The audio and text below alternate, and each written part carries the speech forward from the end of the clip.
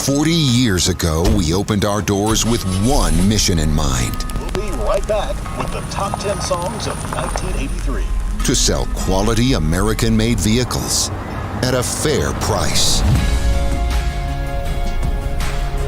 You have arrived. And we've loved every minute of the ride. Celebrating 40 years of Two Rivers Ford.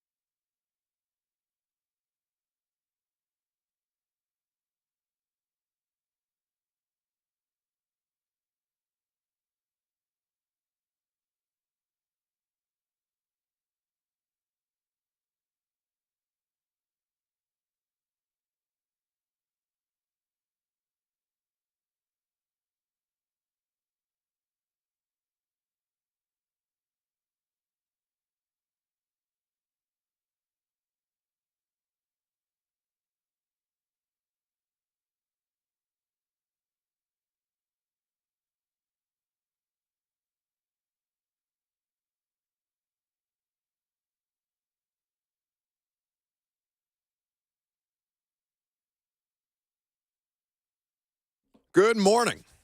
Welcome into 104.5 The Zone. Hope you're off to a great start today. Thanks for hanging out with us. We have a lot of ground to cover, not a lot of time to do it. Just 3 hours is how much time Lucas and I have to spend with you, so let's not waste any time. Vols, Sweet 16. The big game against FAU later this evening. Bob Kesling, voice of the Vols, will join us in 15 minutes from now. We got some local hoops to talk about, too. Vandy's season ended last night just short of the NIT semifinals, and that's the second straight season under Jerry Stackhouse that they've done so. So last night at Memorial Gym, 67-59, they fell to UAB, and that's how the season ended. So pretty tightly contested. Lucas, how much of the game did you watch? Good morning, by the way. Good morning. I caught the entire second half. I got home as the second half was starting, and it felt like there was the largest deficit for either team was 3 points until the final 2 or so minutes. It's a good game. It was a good game. Vandy got back in the game late. Had a couple of big shots. Turnovers, ultimately the thing that kind of damned them, though. They were the UAB went 17 of 17 from the free throw line and not able to advance past the quarterfinals are the Commodores. So with all that being said, and we're going to have a larger conversation today about Rick Barnes and kind of what a win in the Sweet 16 would do for his legacy, specifically at Tennessee.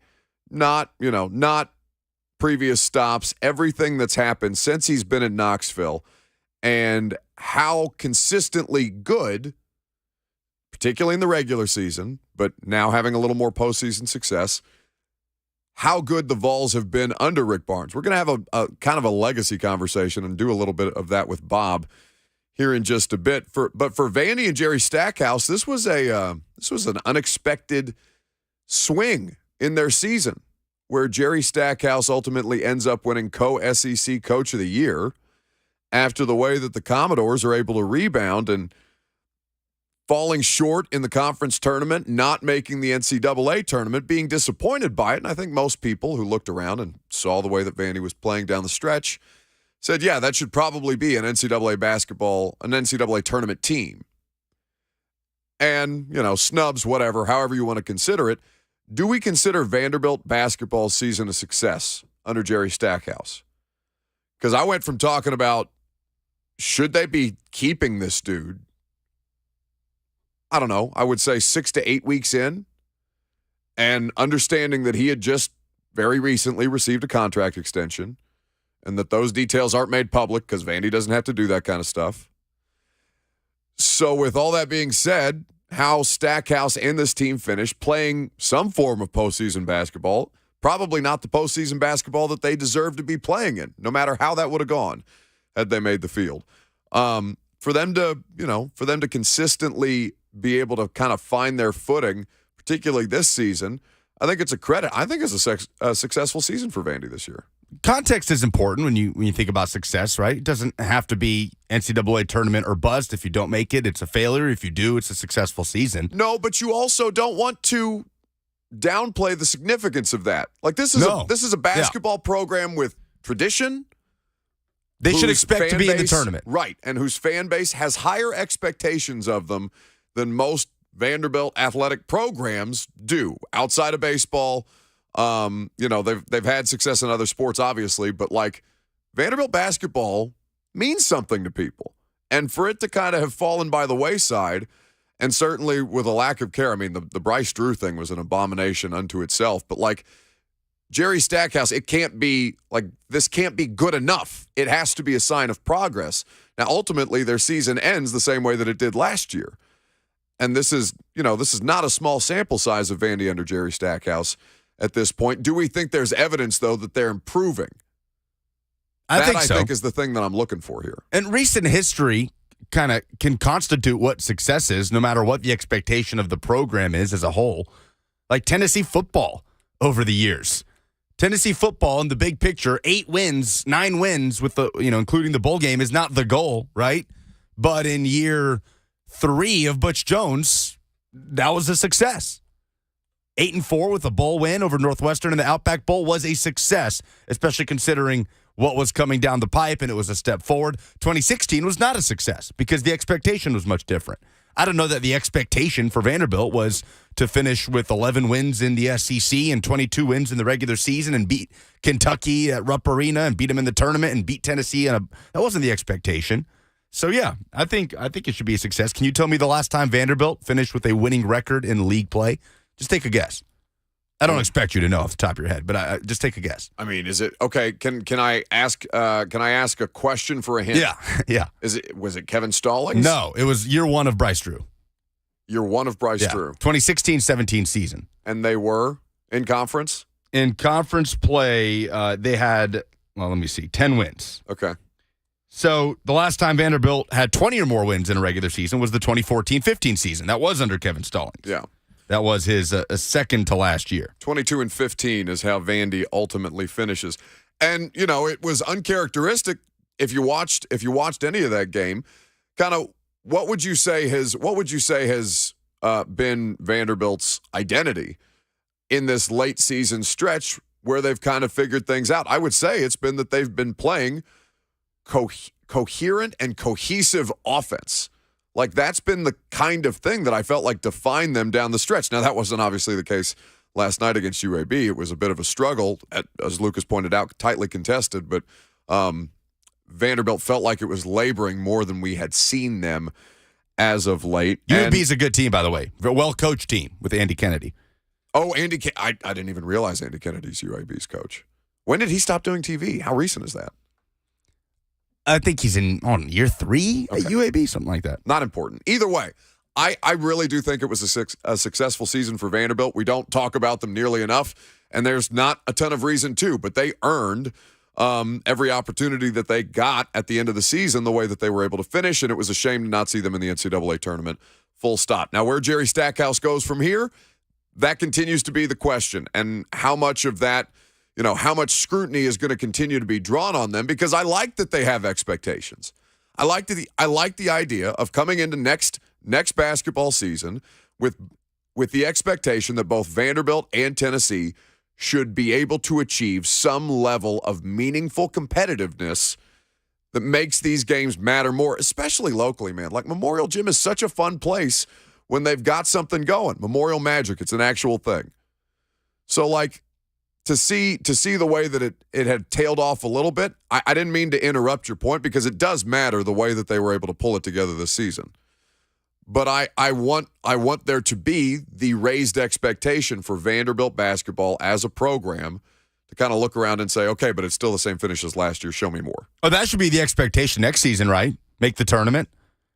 Sure as hell. I don't know that you can consider next season a success if Vanderbilt doesn't get in. with how this season ended. I don't want to have to keep lowering my bar. Yeah. I guess is the way that I look at these things. But either way. But you got to get some guys. And Stackhouse, other coaches rave about Jerry Stackhouse. I mean, they talk about the sets coming out of timeouts, his ability offensively, coaching his team. Other coaches love Jerry Stackhouse, co-coach of the year. Yeah. But they don't have enough talent there right now, and that's another huge part of his job.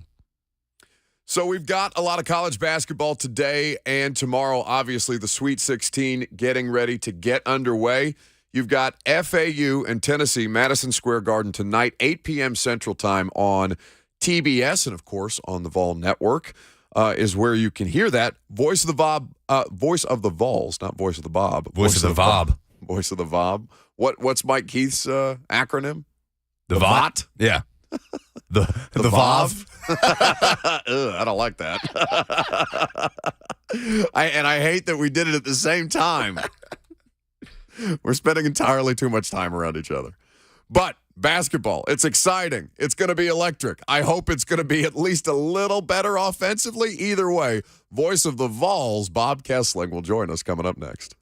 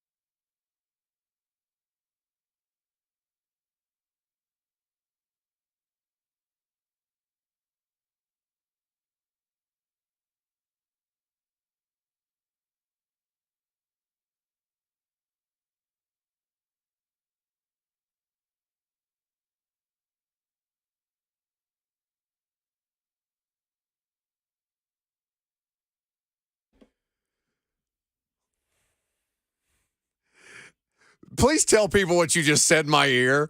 I asked you, where the hell's the Rocky Top? It's game day, baby. We got voice of the Vols, Bob Kesling, on.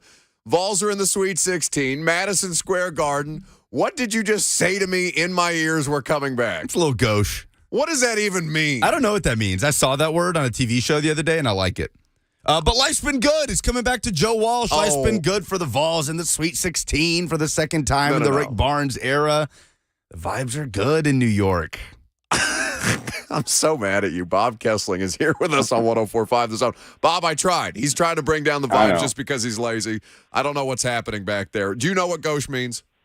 Not exactly. I don't think I need to know what that means. We're good. It is, according to Merriam-Webster, lacking social experience or grace, which describes me perfectly.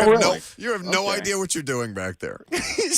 Never have. I'm supposed to be the pretentious one, even if we don't know what we're talking about. Anyway, Bob's here because there's basketball on tonight. Vol Network pregame, 7:30 Central Time is where you can hear it. Bob, I mean, how much fun are you having? How excited are you? Well, I think anytime you get this deep in the tournament, it's always fun. You never take it for granted because, we've had teams that have been bounced out in the first round. So when you get this far and you can kind of see the Final Four in the distance, it's really exciting. And Tennessee's got a pretty good path to the Final Four. Purdue, of course, gets knocked out, the number one seed. Now Tennessee goes up against Florida Atlantic. This is a very interesting matchup tonight. Florida Atlantic's kind of like a small-sized Alabama team. They play really fast, but they either shoot threes or they try and shoot layups. They've got a big guy in the middle. They've got a 7-footer, but the rest of the guys are 6'4" and under.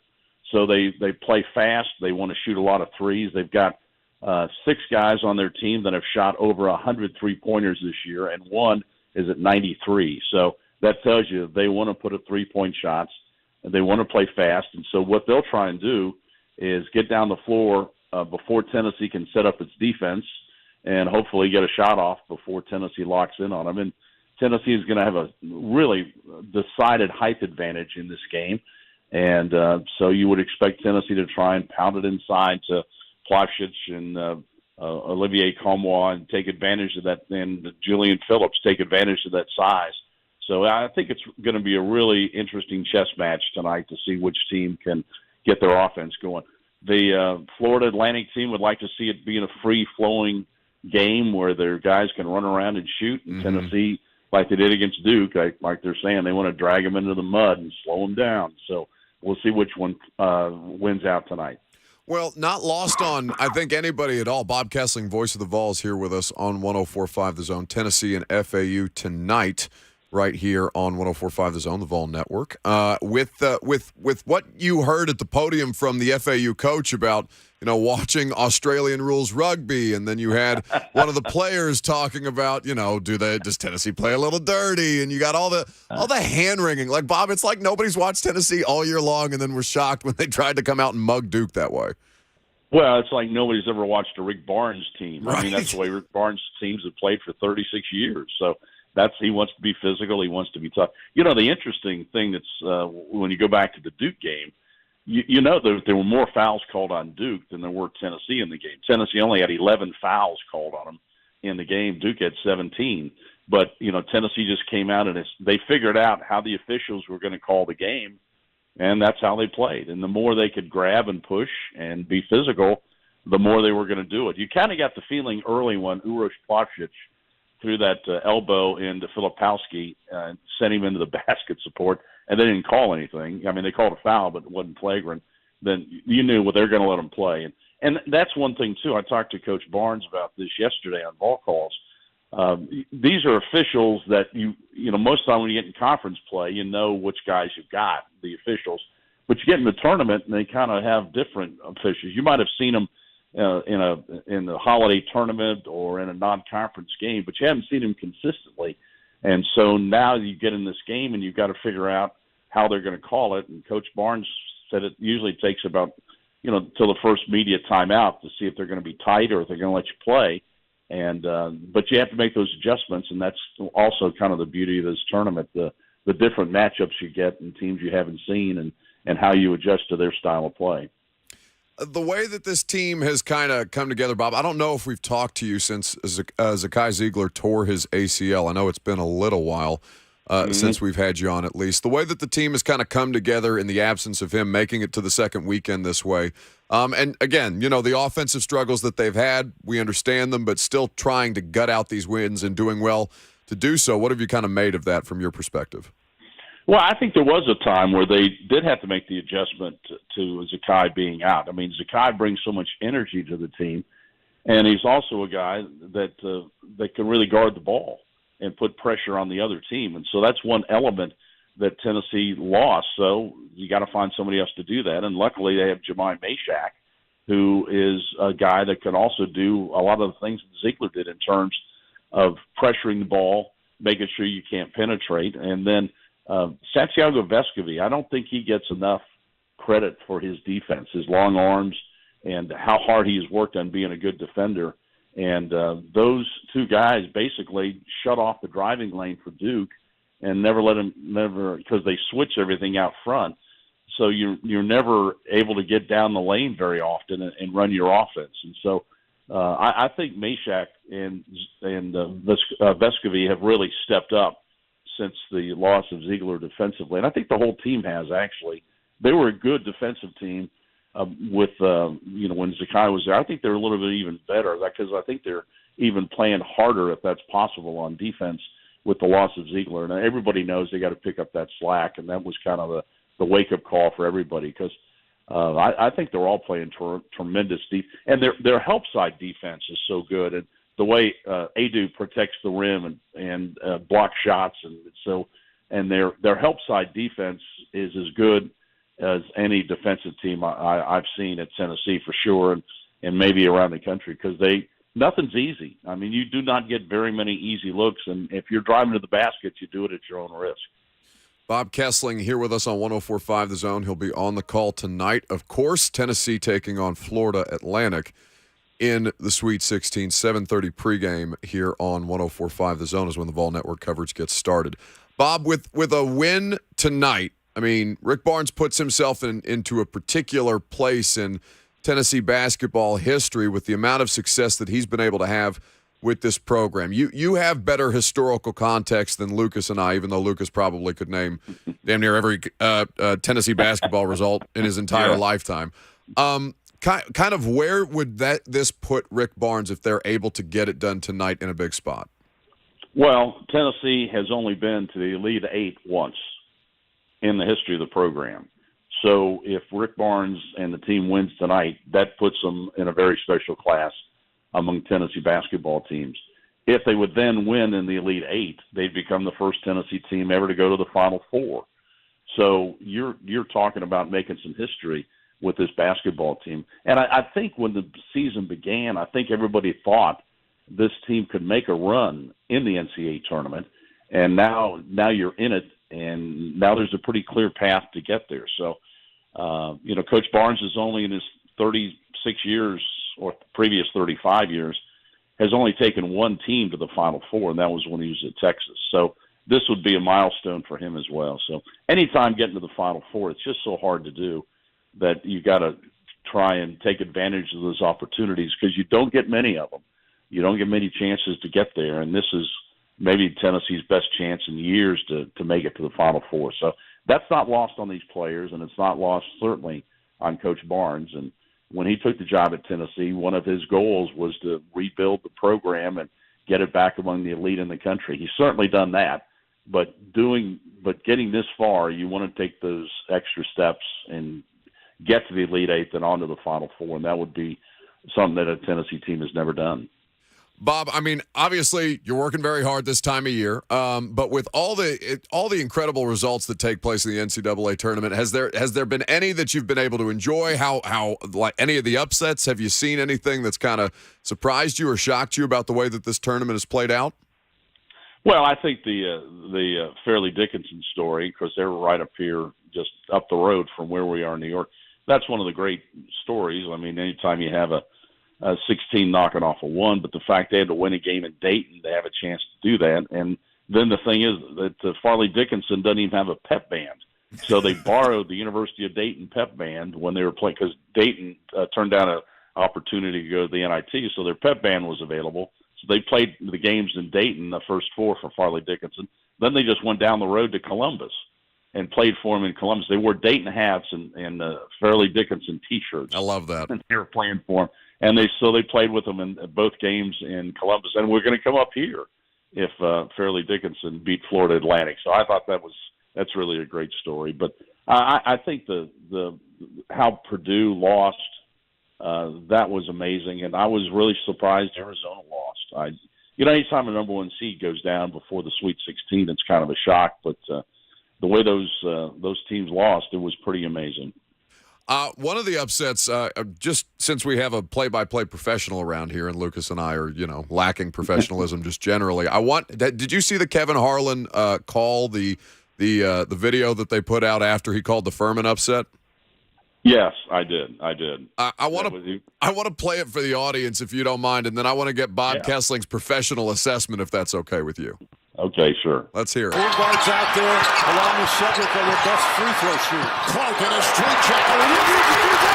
He threw it away. He produce.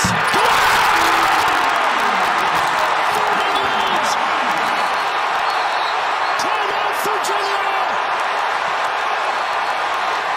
Did we just see what we think we just saw? The way that he knows to hold that microphone closer to his mouth because you can barely hear him anyway, Bob. Like, it's just such a fantastic moment. I know people in your profession have to really appreciate stuff like that. Kevin is not only is he one of the best announcers out there, he's one of the nicest guys that you would want to meet. We were sitting, our position was right next to where the CBS guys were, so we had a chance to talk to Kevin a lot during the time we were in Orlando. But yeah, Kevin he's as good as there is. I mean, I think really enjoys calls, and he brings a lot of enthusiasm to him, that's for sure. But Kevin's really good. That was a good call. Bob Kesling, voice of the Vols, the best in the business. He'll be on the call tonight, of course. Tennessee taking on FAU, the Sweet 16, with the opportunity to go to the Elite 8 for only the second time in the program's history. Bob, thanks so much for taking time on game day. I know you're busy, man. It's always good to chat. Okay, guys. Always good to talk to you. Thanks. Talk to you soon. Bob Kesling there with us. Hopefully we get to talk to Bob again if the season continues on this way. So when you look at the matchup, right, it's a much better offense, FAU, on paper. But coming into this, as Lucas kind of, I think, brought up earlier, how this breaks down, and Bob kind of described them as a smaller Alabama. Tennessee is the most efficient defensive team in the country, and you've seen that on full display so far this tournament. So how FAU can kind of combat that and whether the style of play that they have lends itself to it. I mean, is there a game or a matchup in the Sweet 16 that has a bigger opportunity to be decided by the way it's officiated? No, definitely not. Right? That's the vibe that I kind of get. And that's the sense that I think we all have, right? It's been such a big talking point. Lucas, I think you sent to the group text the clip from the FAU player talking about Tennessee, and we also have some Jay Billis audio that we'll play for you here in just a second. But they've kind of been doing well to set the table to make sure that the officials are on high alert for Tennessee's, shall we call it, physical style of play. Yeah, Vladislav Golden, the 7-footer. Where outside of Golden, FAU doesn't have a lot of size on the roster. Yep. Most of it comes from him, which means that beating and banging down low, a lot of it's going to be up against this guy. They can play dirty sometimes, is what I've seen. So we just have to stay focused and play through everything and don't pay attention on any outside factors. They can play dirty from what I've seen. Uh-oh, Eurosh. Now, for what it's worth, other FAU players, talking about Tennessee, we're talking about, they're physical. They don't take cheap shots. Like that was the only Sure, we found the word dirty. Yeah, we found the one guy that called him dirty. One of you. Which one of you is going to say the thing that we all need to gravitate around? Yeah. But I mean, this is not like it has the opportunity to influence the result. And that's fine. That's a part of the gamesmanship around this stuff. Like, I don't think Jay Billis is intentionally trying. He may be a little bitter about the way that Duke lost. I don't really think Jay's a homer like that. I've never found him to be a big homer at all, honestly. So, like when Tennessee fans got a little bent out of shape about this clip from the Colin Cowherd podcast, I thought it was a tad dramatic. But understanding that Jay has a certain kind of tone that doesn't necessarily lend itself to people being diplomatic after their team's just lost. The game is way more physical now. I mean, it's ridiculous on cuts. That Tennessee Duke game that you're referencing, that was not a basketball game. That was a hockey game, and it was officiated like a hockey game. There were fouls that were flagrant fouls that were not called flagrant, and I can't understand why. I've talked to several officials about it, and all of them seem to agree that should not have happened that way. But we're seeing that more and more, that the game has become more physical. And when I say physical, I'm not talking about physical on blockouts. Like when I was playing back in the 80s, people thought about the Big East. Oh, the Big East is so physical. And It was less physical than this now. The difference is they didn't have flagrant fouls back then. So when you fouled somebody, you put them in the wood and then a fight started. Now, if you do that, you get tossed out of the game. And now a foul that would have been a normal subway push back in the 80s is called a flagrant more often.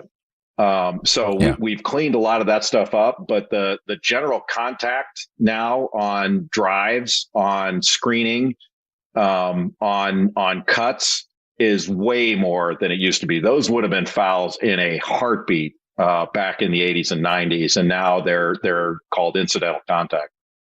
Okay, so that's Jay Billis on the Colin Cowherd podcast, and he's only using Tennessee Duke as an example because he was asked about it. Like Jay didn't offer that up and start his complaining.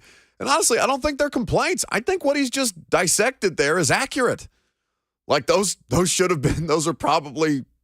I mean, Euros probably should have been called for a flagrant. Okay, where do you think there should have been a flagrant?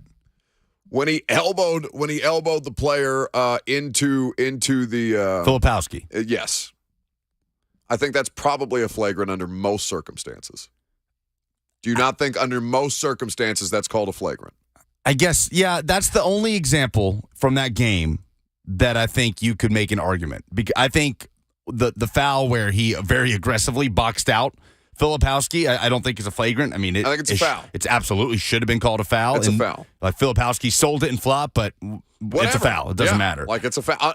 I'm saying if you had that result 10 times, how many times would it be called a foul? I would say probably 9 times out of 10. Also, if you're playing Tennessee and you're not selling it and flopping, you're doing a bad job. Oh, so sure. I'm tired of seeing all the complaining about players selling this contact. To get the call. Yeah, why would you not try to use every? I've never understood. I mean, not to mention Santiago Vescovi. Santiago Vescovi is an expert at this. Yes, an expert at slamming, at break checking guys, at drawing those fouls by selling the contact. So Tennessee fans, let's not get out here and whine every time somebody flops. That's what's going to happen. That's just being smart. But I could see an argument for the elbow on Filipowski, but I don't see the argument on that box out by Uroš. I don't see the argument on the sequence where Vescovi kind of whipped the ball around in front of his body and it caught, was it Roach on the nose? That it's just physical basketball, and no SEC coach has uttered a complaint about this all season long. And John Shire didn't complain about it. John Shire was very complimentary about Tennessee. It was everybody else carrying on discussion around the Duke loss about the style of play that Tennessee brought to the table. Do you know why? Because John Shire watched Tennessee leading up to that matchup and said, oh, this is a super physical basketball team. Turns out, shocking to no one, Rick Barnes coaches physical basketball teams. And this 7-footer for FAU, you think he got like a sit down from Dusty May? Like, all right, bud. This is the one. This is the game. It's all coming down to you. Here it comes, big fella. Yeah, you're gonna take some shots here. You're the only 7-footer we got, so just brace yourself. Head on a swivel, kids. 615-737-1045. I think it's a question, and we're going to have a larger discussion around this about Rick Barnes specifically. What getting the Tennessee Volunteers to the Elite Eight for only the second time in program history would mean for his legacy at the University of Tennessee. I think it would be huge. Nobody would dispute this. But I don't know. I mean, I'm generally curious how Rick Barnes is from a 1,000-foot view by Vols fans, how they kind of perceive him, right? Because we've had consistent narratives around Rick Barnes, whether it's underachieving in the tournament, whether it's the style of basketball that they bring to the table, Virginia-esque in nature, that does not lend itself always to them having the upper hand, and they can get basically run out of the gym in certain circumstances. If their defense falters from its top-notch efficiency that they're able to, really, year in and year out, bring to the table. It's their best advantage so far. 615-737-1045 is how you join the discussion. Oh, Frying Pan. We haven't heard from Frying Pan in a long time. What's happening, buddy? Hey, Buck. Thanks for taking my call. I believe the elbow was from Jonas Adu. And to be honest with you, he was just going up for a rebound, and he wasn't, trying to clear out Filipowski or whoever that was. It was just, incidental contact. If he came down with the ball and swinging his elbows, I could see it. But to me, that's not a flagrant foul. That's incidental contact. That's a common foul. And let me ask Jay Billis this: if the shoe was on the other foot, I remember them having a player a couple of years ago by the name of Grayson Allen, and that was one of the dirtiest players I've ever seen in college basketball. But Tennessee plays physical. The SEC is a physical conference. Tennessee's a physical team. ACC is more of a finesse team, finesse conference. And then the quick comment about Coach Rick Barnes. I've been as critical on Coach Barnes as anybody, and I'm more than happy to eat some of my crow. Would love some hot sauce on top. But, I had a feeling before the season started this team was capable of making a run of the tournament, and then at times, they had troubles scoring the ball. And I'm excited where they're at and what they've got to play for, but I just want to admit that the frying pan was extremely hard on Coach Rick Barnes, but I'm excited where they're at. Thanks for taking my call. Thanks, buddy. Good to hear from you. How about that? Grayson Allen was the definition of dirty. Where is he right now? He's not on the Bucks anymore. He's not. He was in Memphis last I saw. No. He's been a Buck more recently than he's been a Grizzly. Grizzlies got the win, by the way, last night. Opened up with John Morant yesterday. Grayson Allen is still a Buck. Still a Buck. Okay. Anyway, I don't remember, Jay, but I do remember all the conversations around Grayson Allen. He was such a... Well, and those highlights were creeping back up because with Duke fans complaining about Tennessee. Oh, sure. Yeah, making the rounds on the internet. Tripping people from behind, not even trying to hide it, just swinging his leg out. I can't imagine that Jay Billis was soft on Grayson Allen during that time there, but I can't remember exactly the commentary. Anyway, let's wish a special happy birthday to a Titans wide receiver coming up next. We're gonna talk about what the hell the Titans need to get Traylon Burks for his 23rd birthday, because this man, he has been put in a very difficult position, so they need to give him some help. We're going to talk about that coming up next.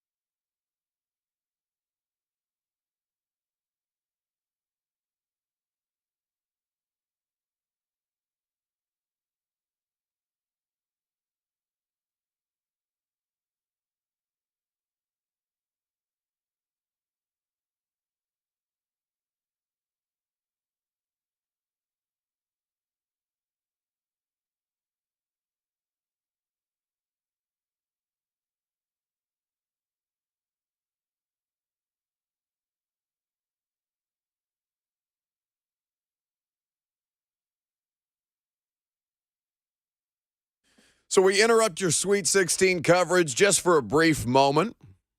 So we got a birthday to celebrate.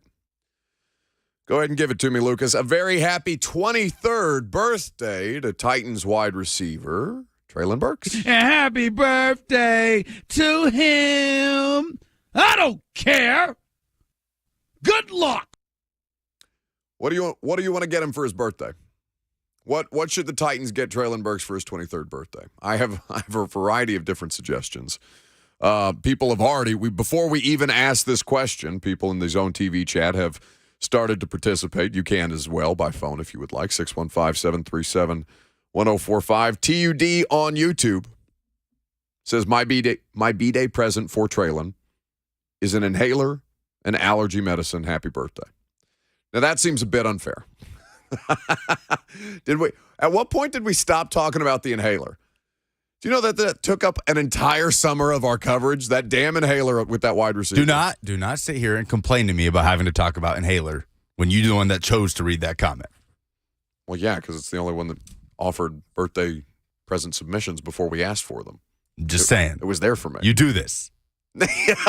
Where you bring something up out of, kind of just pick it up out of the blue and say, oh, I hate that we have to talk about this. I asked you a question. You didn't respond. You know who responded? TUD, who said an inhaler and allergy medicine. All right, you got a better submission? Bleep you. We'll put it to a poll. Okay. Go ahead. At Buck Rising. What should Treylon Burks want from the Titans for his 23rd birthday? I think that's the better way to phrase this. He should want a damn running mate. Somebody who's competent. Veteran wide receiver help is few and far between. Now, there are some affordable options. We had a caller call in yesterday, I think right before Mike Sando joined us, submitting a couple of names, veteran names that are out there. I think Richie James, former MTSU wide receiver, and formerly of the 49ers at this point, looks like he's an unrestricted free agent for the time being. That is a wide receiver who has some value in an offense that's similar to yours. Rand Carthon is familiar, and also brings returner ability. What did Mike Vrabel say jokingly at Rand Carthon's introductory press conference? Get some returners who don't drop the ball. Hey, Rand. Hey, bud. Why don't you go get some returners that don't drop the football? When he was asked about firing Craig Aukerman or something, I think that was the effect of the question. The special teams coordinator. Now, that's not, by the way, that's not an insignificant thing, given that Kyle Phillips can't help but drop the football when he's back there to return it. So you say that tongue-in-cheek a little bit there, Mike, but you could probably use some help that way. Now, they very well could still add veteran wide receiver help. I don't think they're done by any stretch of the imagination, but I think we're done with like the bulk first wave of Titans free agency at this point. 6 players is a decent-sized like first haul. Now, I think they may add a piece here or there, and you may see some additional names floated around once we get closer to camp time and things like that, OTAs and the like. But I would like them to get Treylon Burks, a proven commodity, as a running mate if we're going to take them seriously as an offense this year. Well, what's more likely? That they find that proven commodity in free agency, or his running mate is not a proven commodity at all, and it's a drafted rookie? I think there should be both.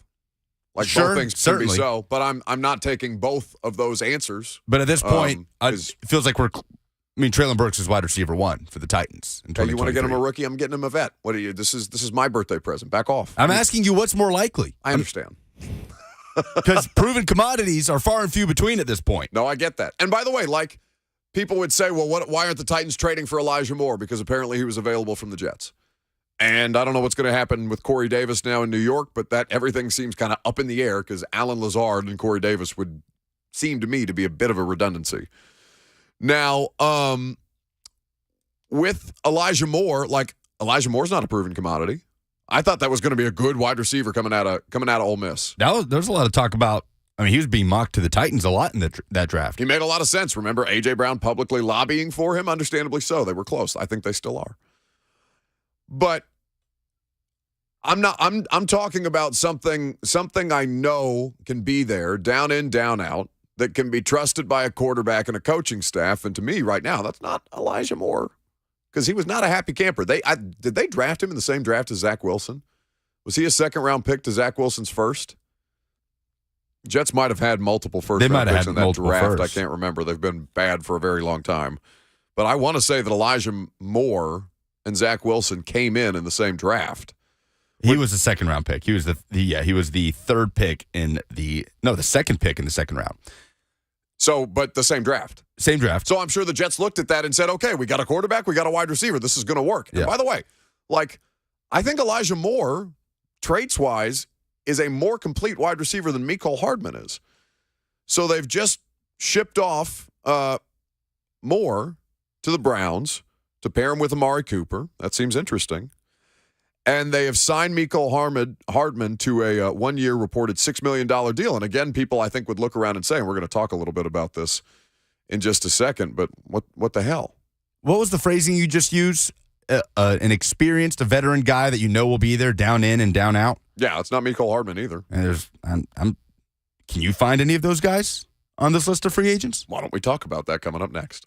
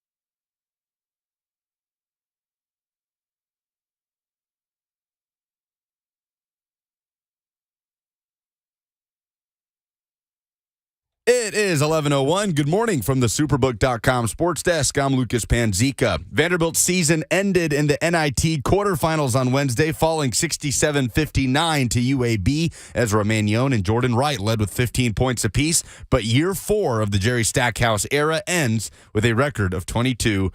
UAB moves on to face Utah Valley in the NIT semifinals in Vegas. NFL tight end Foster Moreau is stepping away from the game after being diagnosed with Hodgkin lymphoma following a physical with the New Orleans Saints. The 25-year-old is a former LSU Tiger and a Las Vegas Raider. Meanwhile, the Raiders signed a new free agent tight end in Austin Hooper, who spent last season with the Titans, caught 41 passes for 444 yards and 2 touchdowns. Another former Titan headed elsewhere, the Chicago Bears, signing linebacker Dylan Cole. For all your foundation repair and waterproofing needs, visit USSTN.com.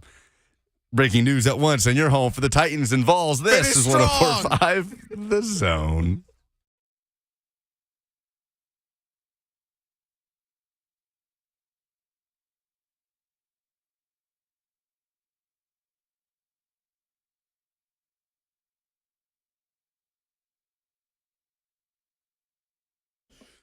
Second hour underway. HR violations back there in the back room. I don't know what's going on, but we're here with you for the next 2 hours. Try to be professional. Being harassed back here. For what? What kind of harassment? I don't know. I don't know what that was. All right. Stay strong back there. 615-737-1045 if you want to report an HR violation to Lucas, or if you want to talk about something in sports today. We have Vols in the Sweet 16. Going to have a conversation about Rick Barnes' legacy at the University of Tennessee if he and UT are to pull off a win against FAU tonight to get to the Elite Eight for the second time in program history. But meanwhile, Titans free agency, no wide receiver signed yet. Offensive line, check. Off-ball linebacker, check. Pass rusher, check. Special team, check. Corner, okay, I'll take one. I'll toss a 1-year, $5 million deal for Sean Murphy Bunting into my shopping cart. That sounds nice. But free agent wide receivers, they need one. They need something. They need a draft pick, certainly, but they need more help in that room, and they need a veteran to kind of help guide them through it. Now, theoretically, that should have been Robert Woods, and that went off with a resounding thud, basically, where your leading wide receiver gets cut after 1 year, a disappointing year that's marred by inconsistencies and obviously a great many struggles that weren't necessarily all Robert Woods' fault, but he was happy to be gone and they were happy to be rid of him. So now they have to figure that out at a lower price point and still find a way to make that room more competitive than it was last year because they cannot afford to go into another season with NWI as wide receiver 2. So as you look at the free agent market, the thing that I requested of them, because we were doing birthday gifts for Traylon Burks, happy 23rd to him, I said I'd like a reliable down in, down out veteran wide receiver that's not terribly expensive and that would, relish the opportunity to maybe have a larger role here than they've had in their previous stops. Now, Lucas said, well, take a look at the list. You got who are these names? Because any of the names that we've mentioned previously, I think for the most part, they're off the board. Mecole Hardman signs a deal yesterday with the New York Jets. J.E. Yeah. Sorry. Do the chant. You were going to sing it? What? You couldn't have just said Jets, you idiot, instead of trying to do the chant? What happened back there? I like the chant. You like the chant? Yeah. It's one of my favorite. I think the Fly Eagles Fly I thing do like too, and I think it's so dopey. I like it. It's old school. It's traditional. They've hit been doing low, that for hit 'em high, years. Fly Eagles Fly. Yeah, I love it. Okay.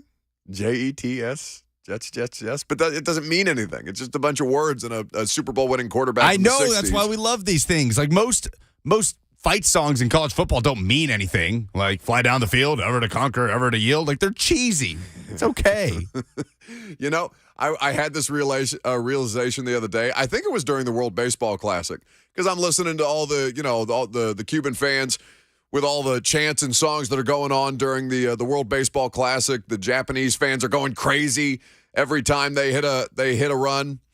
And with everything that's happening around, like our sports, I feel like chants, like I'm listening to the chants of the student section of the NCAA tournament, and it's go, State, go. And that's it. That's it. They do that for like 2 minutes. And I'm like, it's not terribly inspiring. So maybe that's kind of stuff just a little lost. I think anything that gets 60 to 70,000, however many people fit in the link in Philadelphia, anything that gets that amount of people to sing loudly the same thing at the same time is awesome. You know what that thing is? Alcohol. That's what gets them to Shut sing. up. lot of alcohol. Anyway, so veteran wide receiver market. Not ideal at this point. So off the board, guys like Alan Lazard, Jacoby Myers, Juju signed a deal. We really didn't talk about Juju to the Patriots. That's got to be the best offer on the table for him, right? 3 years, $25.5 million for Juju Smith-Schuster at this point. That's an average of 8.5. I mean, it makes sense because they got to pay somebody that money. I'm sure Jacoby Myers is kind of pissed that they didn't pay him that money, but maybe he's happy to go from. Well, I think most would be happy to go from New England to Las Vegas. Adam Thielen got a 3-year deal. 25. Adam Thielen is the kind of name that I would have been good with because Adam Thielen's best days are behind him. Now, I mean, it's $8.3 million. That's probably too rich for their blood at this point. So if you're not in the Adam Thielen market, could you have gone with Mac Hollins? We talked about Mac Hollins. Could you have done a 1-year, $2.5 million deal for Mac Hollins? That's not sex appeal, but that's somebody who's a consistent player, who brings something to the table, who can perform because you've seen him do it against you specifically in week 3 of the regular season. That was kind of an outlier, though. For him, yes. Last season. For him, absolutely. And, the opportunities there are limited. They've obviously had Darren Waller in that offense and Devontae Adams, it being his first season, too, there. Now, I think that but even like a Zach Pascal, you wouldn't take Zach Pascal back here? That's a dude they had on their practice squad under Mike Mularkey. And they let him go to Indianapolis and have a pretty decent career. He was an Eagle last year. He signed a 2-year deal in Arizona. He's 28 years old. I would have totally done that deal. Of the available free agents, 2 were first-round picks. Can you tell me which ones? Philip Dorsett was one, right? Was Philip Dorsett a first-round pick? I think so. Out of Miami? Philip Dorsett? I'm pretty sure the Colts picked Philip Dorsett in the first round. Oh, yeah. 29th overall pick in 2015. Okay, 3. He's like a Brashard Perryman, like somebody who you're shocked to learn. I mean, he's still in the league, though, both of them. Yeah. Okay, 3, other than Philip Dorsett. Is Paris Campbell a first-round pick? I don't know. Wait, you done? No, second-round pick. I might have done this prematurely. What I'm trying to get back to. Why don't you just tell me the answer that you want me to say? Because you can't come to the table with, I might have done this premature. Julio. This is so stupid. Okay. And N'Keal Harry. Oh, God. Who was taken before A.J. Brown. Ugh. And he was the taken first wide receiver in that draft. First-round pick in the 2019 draft in Nashville to New England. No, I'm good. I mean, I guess that technically fits the mold, but I don't know. He just had little to no production in New England. I mean, a lot of wide receivers have little to no production in New England. Now, Jacoby Myers was able to rise above the last couple of years, but that's been no small feat. So I guess all that to say, the position that they've put themselves in. Now I'm looking at players who have signed, players that are available. We'll update you with some names here. Kenny Golladay fell off the face of the earth when he went from Detroit to New York. Now there was a coaching staff change there too, but if Brian Daboll couldn't find a use for Kenny Golladay, I'm probably good on Kenny Golladay at this point. I have no interest in Robbie Anderson. Nelson Aguilar, inconsistent. I need a little better.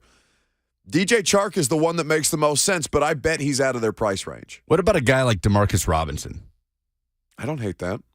28 years old, was productive in Baltimore last season, despite the quarterback turnover with Huntley and Lamar Jackson's injuries. He played in 15 games, started for 45 catches, 425 yards, and a pair of touchdowns. I think the same about Miles Boykin. You know, those two are kind of, I wouldn't say interchangeable for me. They're not exactly the same kind of wide receivers. They've just kind of consistently chipped in production at every stop. Yeah, because, I mean, the rest of the names out here, can I interest you in a Marcus Johnson again, who I think was on the Giants roster and then got hurt again. Marcus Johnson is 28 years old. That man has the hamstrings of a 110-year-old. It's crazy. Jake Kumaro, no thank you. You know, I mean, these are the kind of available options that are out there. Rashard Higgins is interesting. I think as Lucas said, Demarcus Robinson is a good name to kind of keep an eye on. Dante Pettis has had, that's not really what I'm looking for at this stage. And Marquez Callaway is a free agent. Formerly of the Saints. Yeah, former Vol. Yeah. Did some good things in New Orleans the last couple of years. Now, but my question when you say things like that and Demarcus Robinson, like analysis, like despite the quarterback situation, but they were also down tremendous wide receiver wise In New Orleans and in Baltimore. Yes. How much of that is just somebody has to be there to catch those passes? Like, does that make I mean, the statistics are what the statistics are. I'm not holding them against them, but when you go back and watch those guys in those offenses last year, is that just a product of somebody had to be out there to catch the ball? Okay, then what would the logic be for Demarcus Robinson when he was producing in Kansas City? Is that, he had Pat Mahomes. Of course he's going to have good numbers. No, listen, I'm offering that as a devil's advocate. And maybe that's fair for Marquez Callaway, who just had the one big year in 2021. Somebody had to be out there. He had about 700 receiving yards, 6 touchdowns, barely has over 200 yards in a season in his other 2 NFL seasons. So sure. But with Demarcus Robinson, there is a consistent amount of production. He's not putting up 1,000-yard seasons, but he's in that 300, 400, 500-yard range at every stop. So we'll see what they end up doing. They have to add a veteran, it seems to me. And again, I thoroughly believe them to not be done in free agency, even though we're through the first wave. But we'll talk about the veteran wide receiver market. We'll also talk about some interesting contract deals that have been done. Laramie Tunsil with the Texans, doing so without an agent, resetting the left tackle market for the second time, and we'll have the opportunity to do for a third time based on how this deal is structured before he's 31, and doing so in a non-conventional way, similar to Lamar Jackson. Former NFL agent Joel Corry, now working for CBS Sports, is going to help us understand these things a little better coming up next.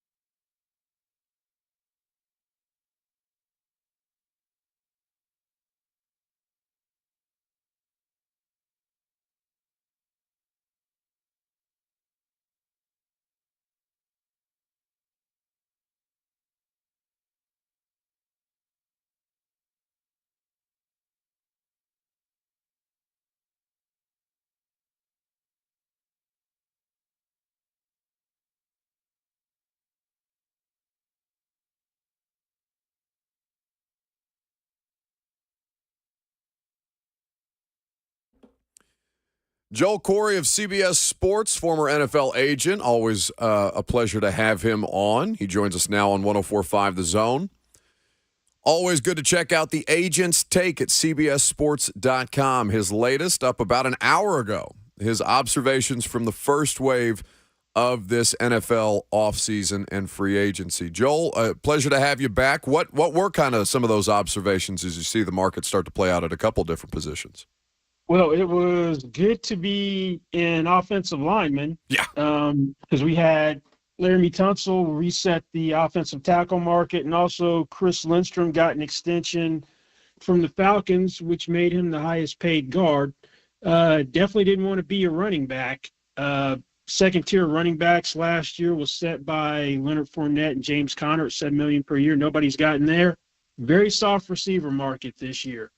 Not want to be a receiver, and also Dalton Schultz in particular has been affected by one of the deepest tight end classes for the draft in recent memory. Last year, very weak class. The franchise tag was not his friend. If he's on the open market last year, he's probably above the Jonnu Smith, Hunter Henry deals of $12.5 million per year, and this year he's taking a one-year deal at $6.25 million, which maxes out at $9.25 million, and hopefully he can get his payday next year. So with going back to the Laramie Tunsil deal, Joel, because this is the second time that he's been able to cash in this way, and he'll again have the opportunity to do so.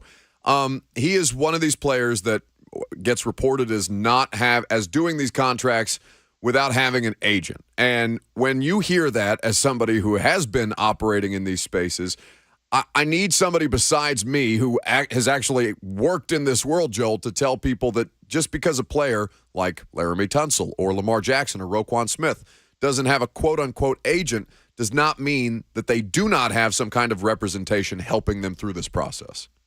Yeah, he's not flying blind. He's probably got someone behind the scenes or a team of advisors helping him, and there's someone within that group or the entire group has some experience of NFL contracts. I know Bobby Wagner had done the same thing, and he had mentioned that he had a team of advisors. So someone with some experience is probably involved in this whole process. With the shorter term deals that way, where again Tunsil's going to have the opportunity to cash in, I think for a third time by the time he's 31 years old, based on how his deal looks at this point. How much have you seen that pivot? Because it's not like teams are tripping over themselves to hand out long term deals, but how much more beneficial has it become both for the player and for the club to be able to do these shorter term deals to let players cash in potentially other places and still get the value out of them for the time being? Well, for a player, given the contracts aren't fully guaranteed, you really don't want to go any longer than you have to, which is when the guarantees run out, because basically you're given the additional years are a series of team options. So you're basically at the mercy of the team. You can try to mitigate that with a roster bonus in March with significant compensation. So have to make a decision sooner rather than later. Teams will still want to do 4 and 5 and 6 year deals left to their own devices for that reason. Tunsil had a ton of leverage when he did an extension in 2020.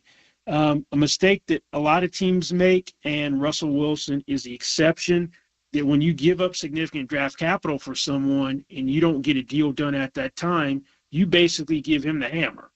Well, in Tunsil's case, they gave up more than 2 first-round picks for him, so they were going to more or less give him what he wanted in 2020, and he became the first $20 million per year offensive lineman. They compounded the problem this time around because they restructured his contract twice. He had a cap number over $35 million. There's no way they could franchise him next year because it would have been over $42 million. So coming into this, all he had to say was, if you don't give me something satisfactory, I'll play it out. You can have this cap number count on the books, which is one of the highest in the league, and I can walk for, at best, a compensatory third-round pick in 2025. And then I would imagine he said, well, I like how my deal was structured last time. I like what we did last time. I want to be treated the same way as I was last time structurally. And I think late in the season last year, he said he wanted to reset the market again. So he had a lot of leverage this time as well. Joe Corry, former NFL agent, now at CBS Sports, here with us on 104.5 The Zone. The Agent's Take at CBSSports.com. Must read during the offseason. You mentioned earlier the idea it's not been a good time to be a running back financially in the last couple of years, but I like the note that you had about James Conner and Leonard Fournette, what they were able to establish last year, and how what you saw from Miles Sanders, he wasn't even able to get back to that point despite his production. I mean, is there any end in sight to the running back, to the devaluation of the running back position? Because we're looking around here in Tennessee, obviously, and discussions of the Titans taking calls on a guy like Derrick Henry. A team would assume about $10 million of that salary were they to trade for Derrick, and that seems almost unthinkable at this point in time, Joel. Well, you did have three running backs who were franchised in Tony Pollard, Josh Jacobs, and Saquon Barkley. Pollard in particular was smart to sign his franchise tender because he had the ankle injury, broken leg in the playoff game against the 49ers. And until you sign your franchise tender, it can be revoked, and then the team will pick up the cap room because the tender's counting as soon as you give it to them. Once it's signed, it's fully guaranteed. Now, with Barkley, there have been negotiations late last year, which were in the $12 million per year range. That deal probably get done somewhere between 13 and 14 million. Jacobs was the most productive back this season. I'd imagine that something gets done around the Barkley neighborhood once that one gets done. I thought the Titans might be the team which would make the mistake and give a second contract to a running back because Derrick Henry has been the offense, but it seems like the team is like, well, we're probably going to get diminishing returns because he's 29. This probably isn't sustainable. Maybe he's the outlier and try to trade him instead. The problem is most teams know that running backs have a shorter shelf life. And if you're looking for a Christian McCaffrey type compensation, which was more than 1 second-round pick, I'd be surprised if you got a day 2 pick. It's probably be a day 3 pick. Then that's going to be a hard trade to make.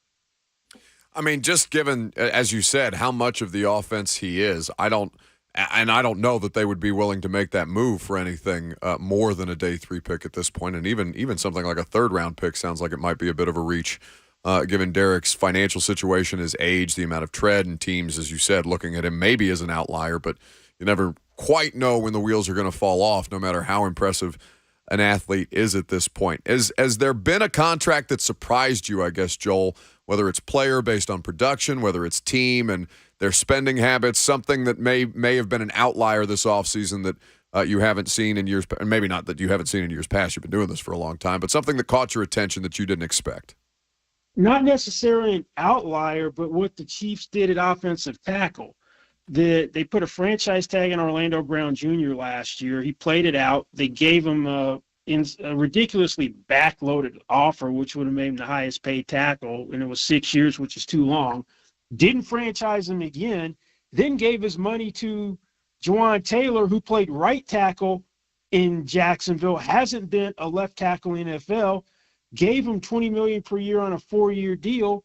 So then Brown scrambling and goes to the Bengals for essentially $16 million per year. I did not see that coming. I thought they'd, 1, franchise Brown, and 2, if they didn't, they would work something out with him. So they gone from one guy who was a right tackle with the Ravens, who wanted to be a left tackle to honor his dad, to a guy who's a right tackle that we don't know if he can play left tackle.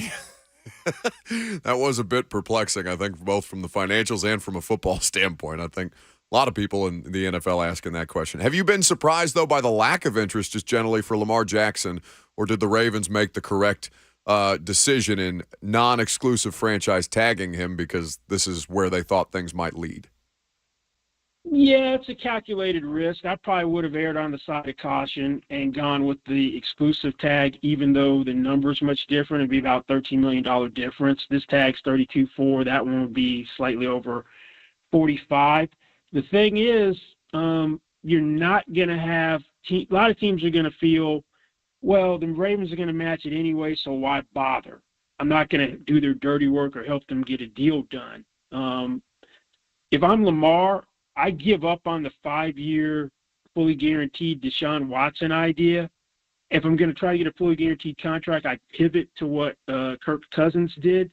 It was 3 years when he was an unrestricted free agent, and see if you can find a team like that to do it. The problem is you can't do poison pills in offer sheets anymore. That ended with the 2011 CBA.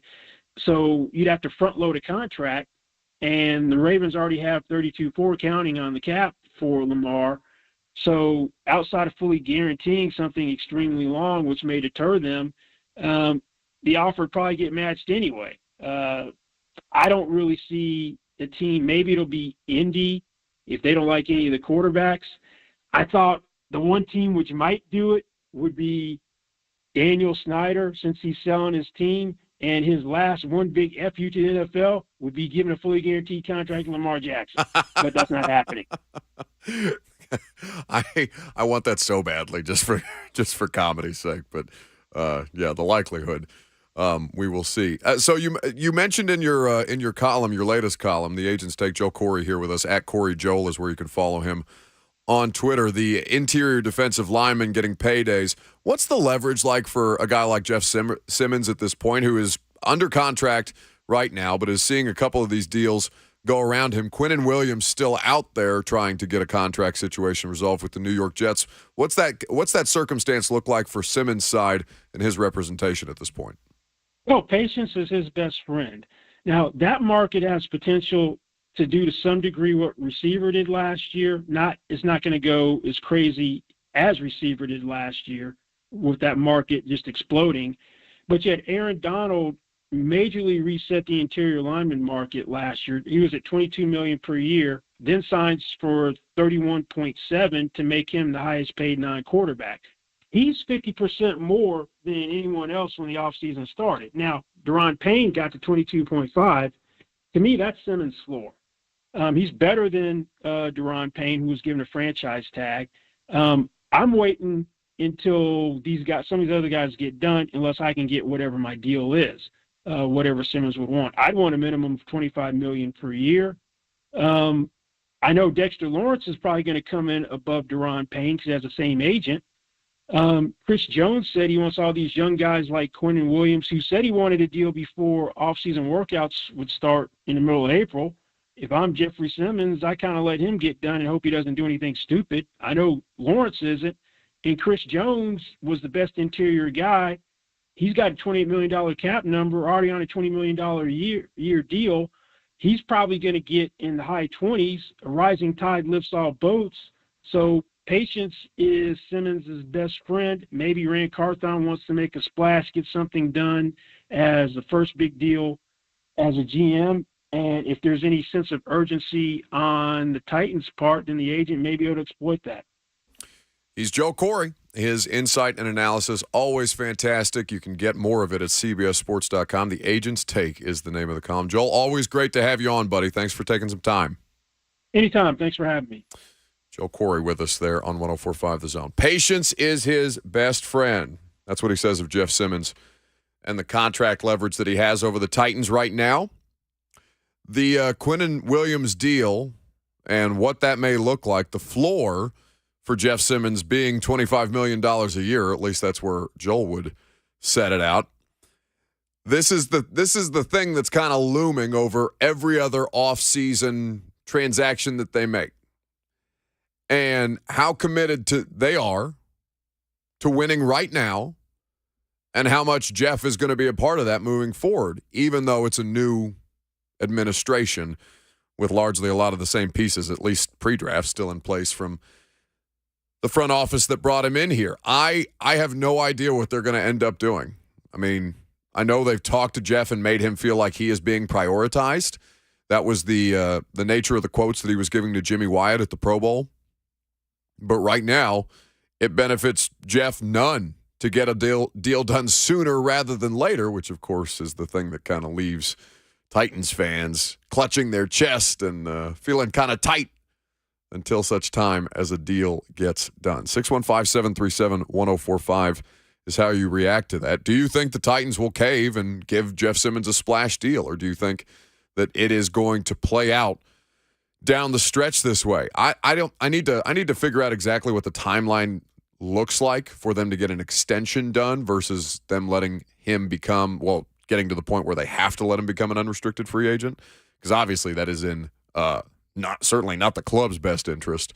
An extension would be preferable, very much preferable at this time. So we'll see what happens. I think they do well to keep him at this point. If they're truly not gonna get into the quarterback draft this year, and it feels like they're not. I mean, does it feel like the vibes coming out of that organization right now are anything but Ryan Tannehill's the starting quarterback in 2023? No. Right. So, I mean, at what point do we start to pay attention to that? And if you're saying, the goal is to stay competitive, which appears to be the goal, right? Then he's the thing that's going to keep you competitive enough. So it's hard to rationalize moving on from Jeff if it's not to trade up for someone that you believe is your franchise quarterback for the next 10 years. And if that was going to happen, you feel like it would have happened already, because now this thing gets muddled. Now, something a couple of people have said to me that has shocked me, and Cosell was talking about this a little bit yesterday on the podcast too, the idea that the Texans may not be completely sold on a quarterback at 2. That would change things. How much that would throw things into flux. But then would they trade that pick to the Colts? I would be shocked, but they could trade that pick to another quarterback-needy team. I don't Seahawks? They don't need to come up that way. They don't need to give up capital. Unless they are convinced that they're good. It would be malpractice, honestly, if they thought there was a quarterback good enough to trade up for, and then they gave Geno Smith that deal. Because that quarterback needs to play ASAP on a rookie contract that way.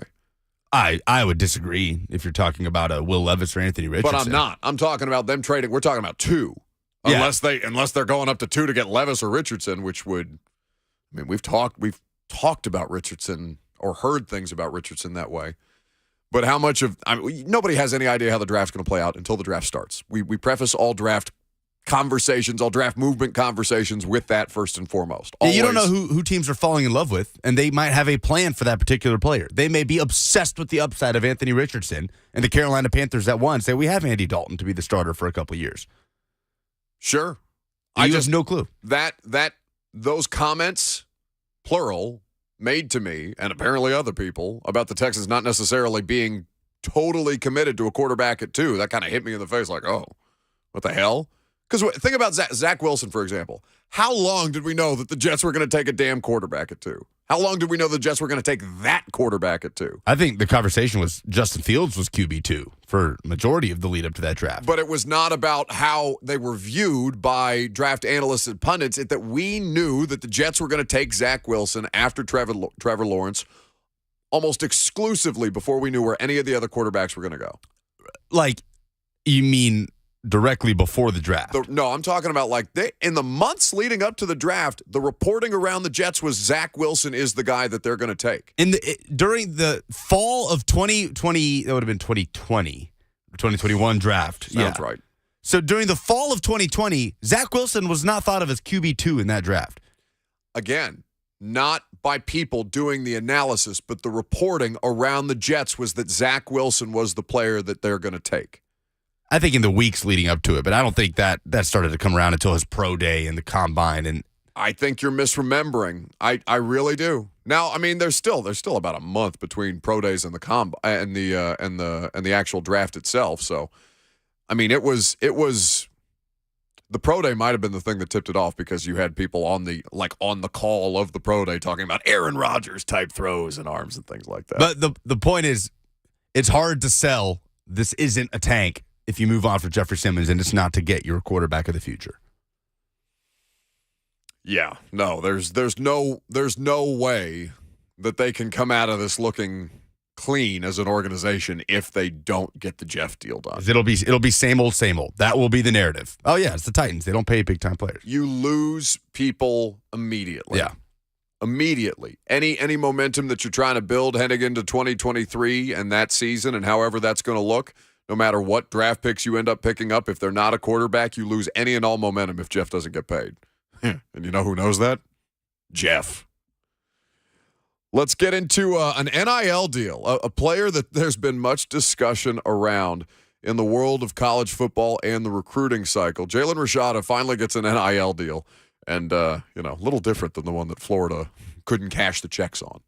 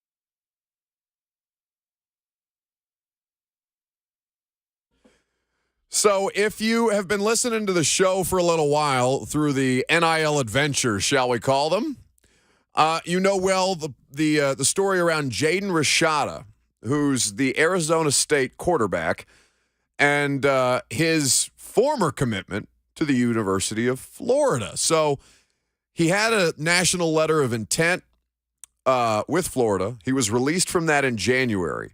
He had committed to Miami in June before flipping to the Gators in November. So this has been an ongoing situation. Now, he didn't enroll at Florida because the Gator Collective, which is their NIL arm, Vols have Spire Sports, it seems, as their main NIL artery, shall we call it, and a lot of coaches around college football, Ryan Day is a good example of this, have been frustrated with a place like Ohio State, their inability to mobilize things like NIL Collective. So the Gator Collective sent him a termination letter in early December, calling off his $13.85 million NIL deal, and that reporting was according to The Athletic. So Florida can't cash the checks. And now he goes to Arizona State, where apparently he has been given an NIL deal with the State Bicycle Company. Lucas, you want to fill us in on the details? Yeah, so he goes from his $13 million alleged deal with Florida that never was to tweeting yesterday, proud to announce my partnership with the place that makes the cleanest looking bikes out there at State Bicycle Company. Their bikes, he misspelled there. Yeah, you hate to see it. Their bikes make getting around Tempe fun and easy. He's a high I understand. I noticed it in real time. And that the there thing just, it irks me. All right. The THERE versus THEIR irks you that people don't get it yeah, right. I just feel like it's a very simple thing. But I digress.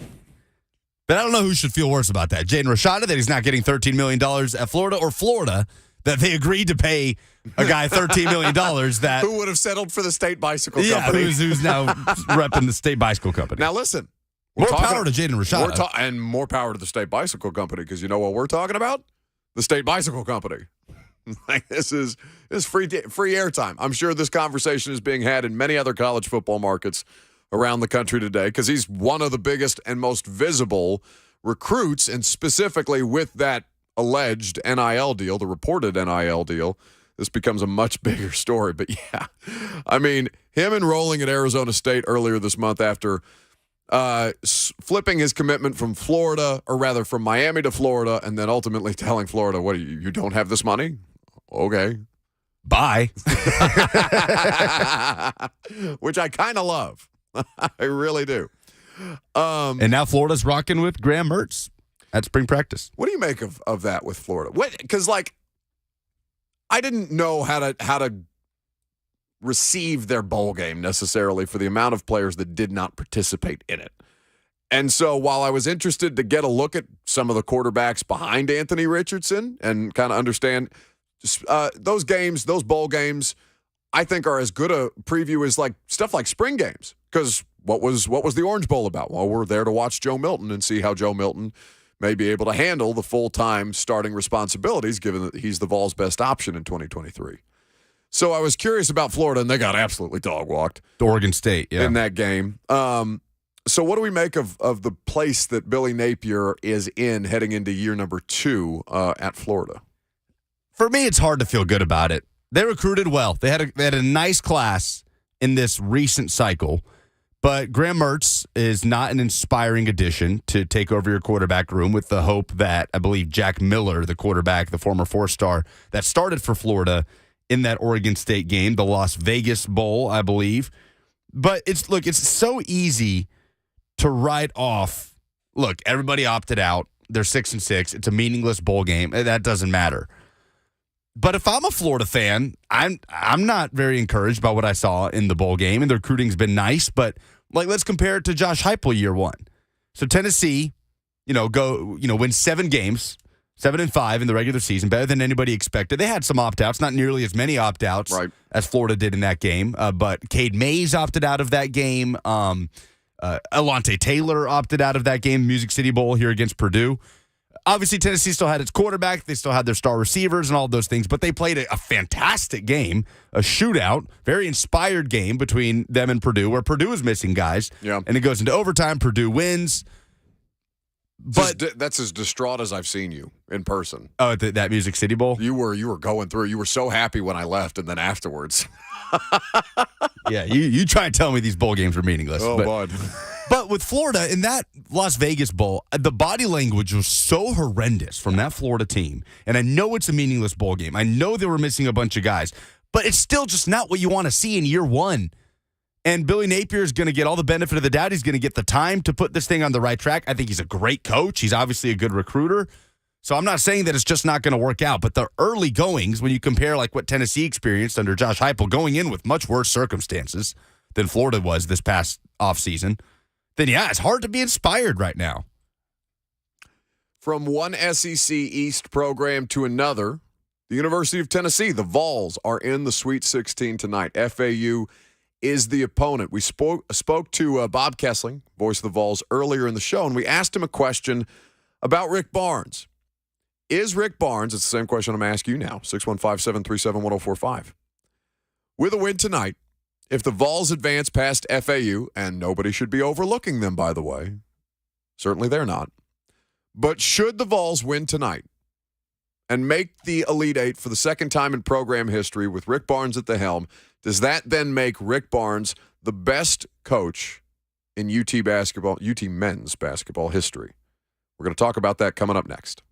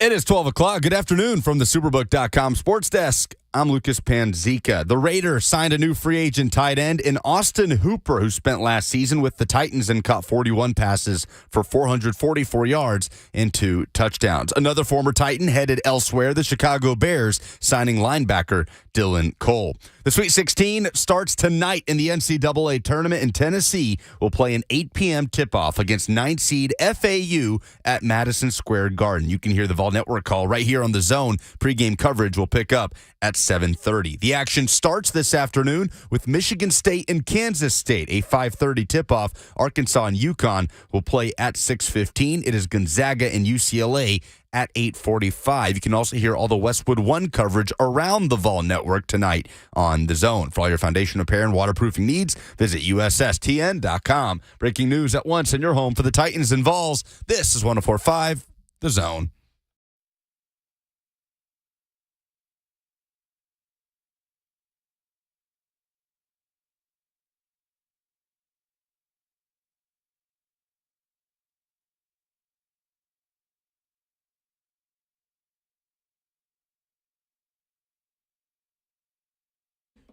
Final hour off and rolling. Welcome in, welcome back. Lovely to have you guys here, no matter whether you just got here, if you've been hanging out with us for the past couple of hours. We got one more to go. A lot of fun to have before we get you just a little bit closer to tip-off between the Tennessee Volunteers and the mighty Owls of FAU. Sweet 16 action. 7:30 is when coverage begins right here on 104.5 The Zone and the Vol Network. Our guy Bob Kesling on the call. Going to be a fun one. We kind of broke it down in the first hour, the idea that this game, likely more than any of the other 7, has the opportunity to be decided based on the way that it's officiated. The up-tempo offense of FAU against the most efficient defense in college basketball that Tennessee brings to the table and, famously ruffled a few feathers around Duke, not Duke themselves, although it did seem to ruffle them on the court, but people around the Duke discussion, because there's a lot of Duke pundits out there, not just Jay Billis. People around that game talking about the idea, Tennessee and their dirty play, the borderline xenophobic comments from Doug Gottlieb about dirty Euros, not dirty Eurosh. I don't know if that was a misspelling or whatever. But with Tennessee and FAU tonight, we'll see. What did Bob Kesling say about the under 8 timeout in the first half? That's when you can kind of get a sense of how much the officiating is going to impact the style of play. It certainly seems like that has something that what FAU has tried to do. Dusty May is their coach, and all the other public comments are comments that have been made public, or that they're trying to let the officials know, hey, maybe don't let them play as much as you allowed them to against Duke this past weekend. Then there's Rick Barnes, who in his 7 seasons in Tennessee has compiled a 150-79 record. He is a stabilizing force and certainly a presence after everything that went down with Donnie Tyndall it was such a inspired hire at the time to bring Rick Barnes in for Tennessee men's basketball, because it had been down bad basically since Bruce Pearl. Now, Rick Barnes has been there for a season more than Bruce Pearl has. He's got a not as good of a winning percentage. 2 seasons more as Bruce Pearl has. Oh, I'm sorry. Are we in season 8? Yes, this is the 8th year under Barnes. Pearl had 6 total. I'm bad at math. Yeah, and there was one. There was a brief spurt in the Conzo Martin era where Tennessee, has a Sweet 16 run and loses to Michigan. Controversial call at the end to miss out on the Elite 8, but otherwise terrible. They were 63-41 under Conzo Martin. Yeah, and some problematic stuff that saw him kind of run out of town a little bit. Conversation for another day. Are you sure? Let's not open. You sound like you want to have it right now. Let's not open that box. Are you sure? It's the biggest hour. I'm sure you'd have some allies. Let's not open that box. I see you back there. But if Rick Barnes, in the midst of his 8th season, 2 tournament wins thus far, gets them out of the second weekend, or gets them into the second weekend of college basketball, and on the verge of the second Elite Eight appearance in program history. Would getting them there, just to the Elite Eight, would getting them there then make Rick Barnes the best men's basketball coach that UT has had in its program history? 615-737-1045. Now, Tennessee has been playing basketball since the early 1900s. 1908 is the first season of Tennessee basketball on record. The longest tenured head coach that they've had, Ray Mears, back in the 60s and 70s, who compiled a total record of 278 and 112. You've got guys like Don DeVoe, who obviously had long tenures at Tennessee, and going on down the line, Buzz Peterson, who then turned it over to Bruce Pearl, a different kind of a situation where Tennessee basketball was struggling, and then some of the best times under Bruce Pearl before eventually that came to a screeching halt. This is a conversation between Rick Barnes, Bruce Pearl, and Ray Mears. That's it. That's the list for you. Yes, it is between those three. I think that's fair. So what differentiates, other than quote-unquote scandal, it's not even considered scandal at this point, given how much the atmosphere has adapted to NIL stuff and transfer portal and the like, but what differentiates Rick Barnes and Bruce Pearl specifically? That Bruce Pearl, again, has a higher winning percentage in 2 fewer seasons than Rick Barnes has been at Tennessee, but what kind of differentiates the two's tenures? Well, Bruce Pearl was much more of a promoter. When Bruce Pearl took over, Tennessee basketball was as flat as it has ever been in the modern era. It's well known. Famously, they would put up big black curtains on the upper deck of Thompson Bowling Arena because they couldn't fill it out.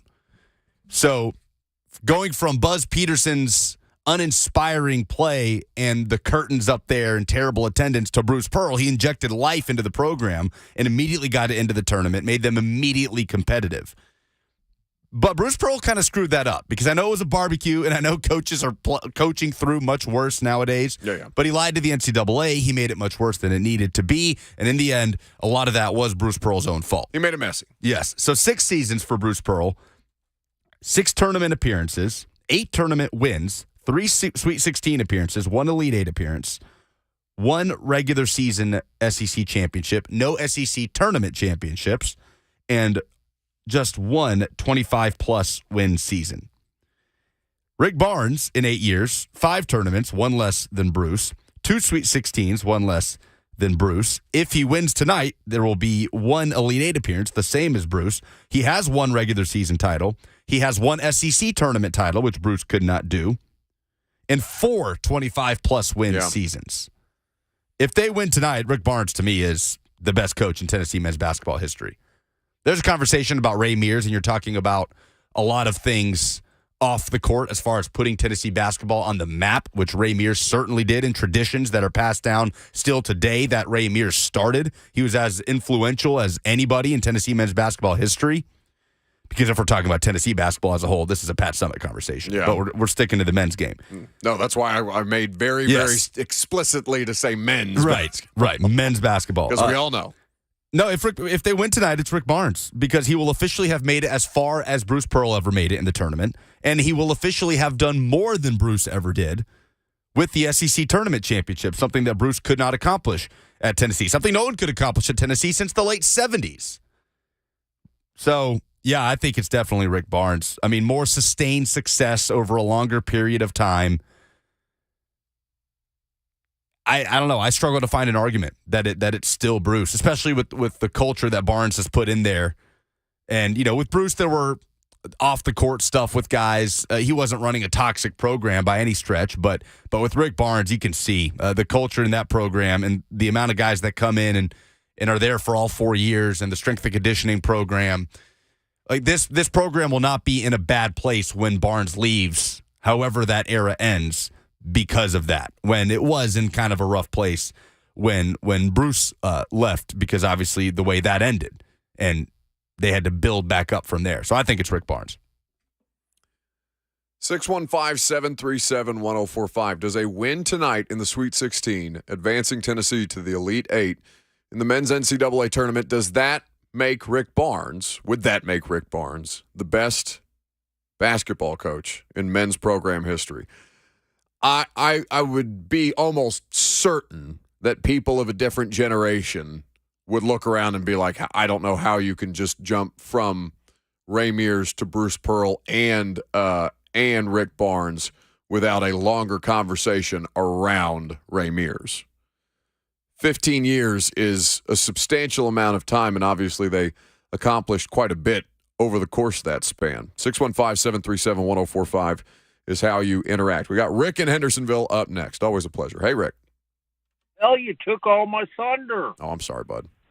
The best is Ray Mears. Lay it out for us. And you took away my thunder with the generational gap. I was there to watch Ray Mears. I was also, going back to yesterday's conversation, there to see Pistol Pete. Yeah.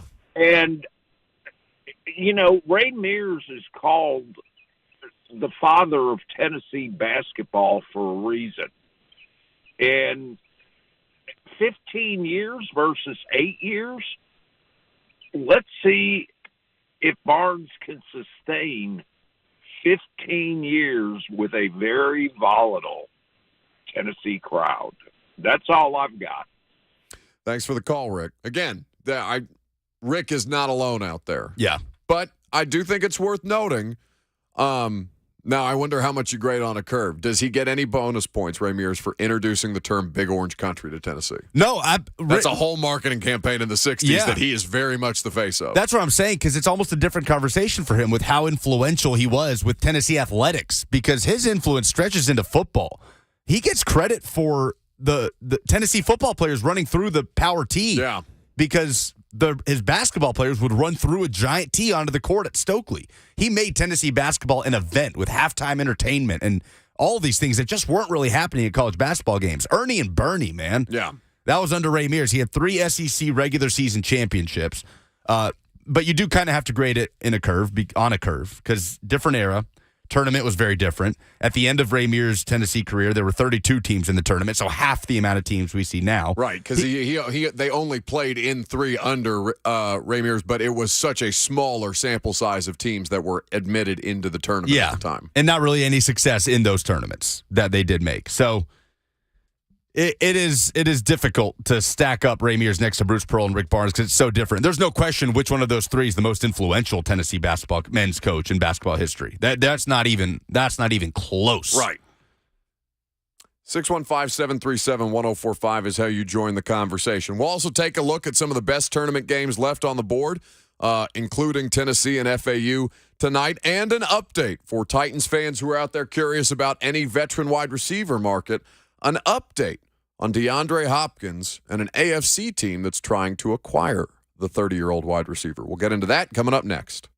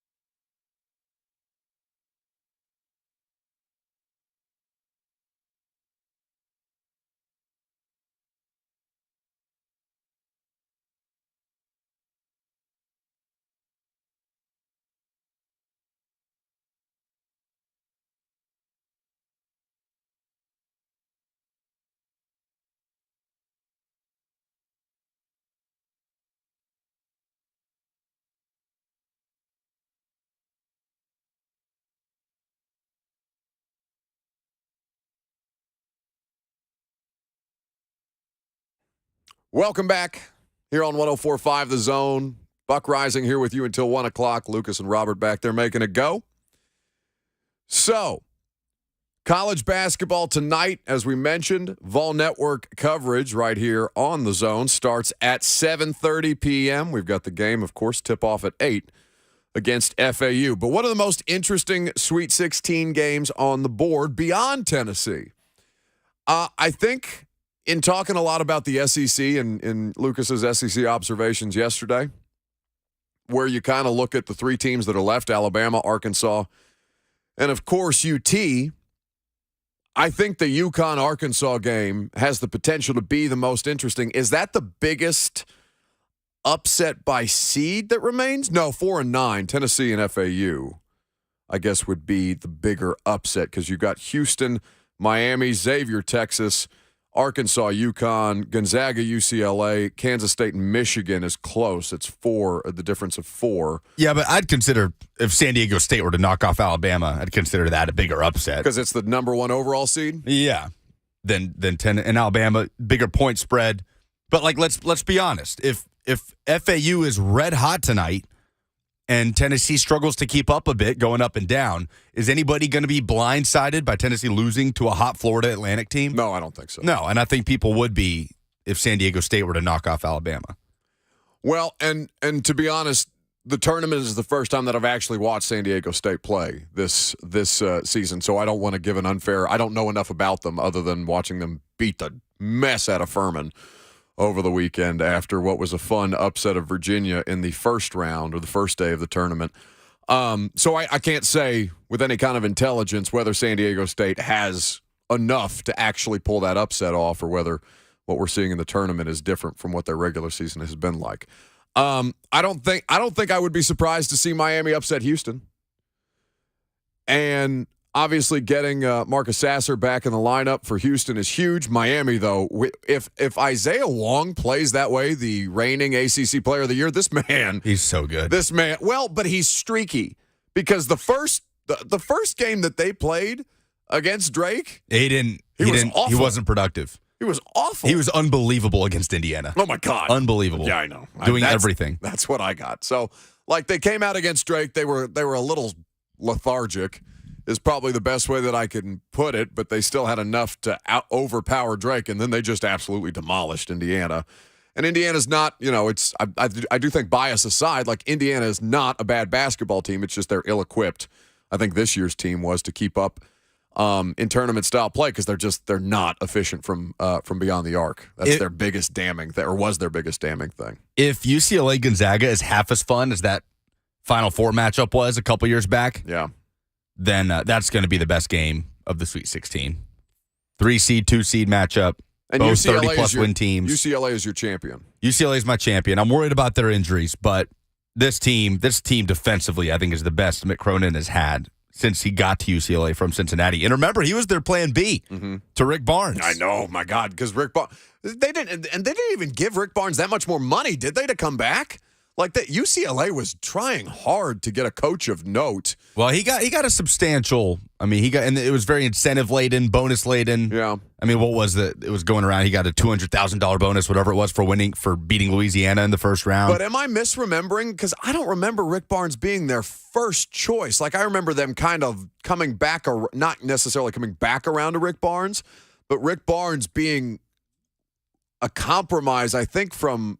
Because they weren't chasing Cal, were they? Maybe it was Cal. I want to say they were chasing a bigger name than Rick Barnes. Now, Rick Barnes is obviously a big name, an accomplished basketball coach. Would have done fine, I think, at UCLA. I think the fan base would have liked him. But Tennessee ended up giving him a raise and retaining him.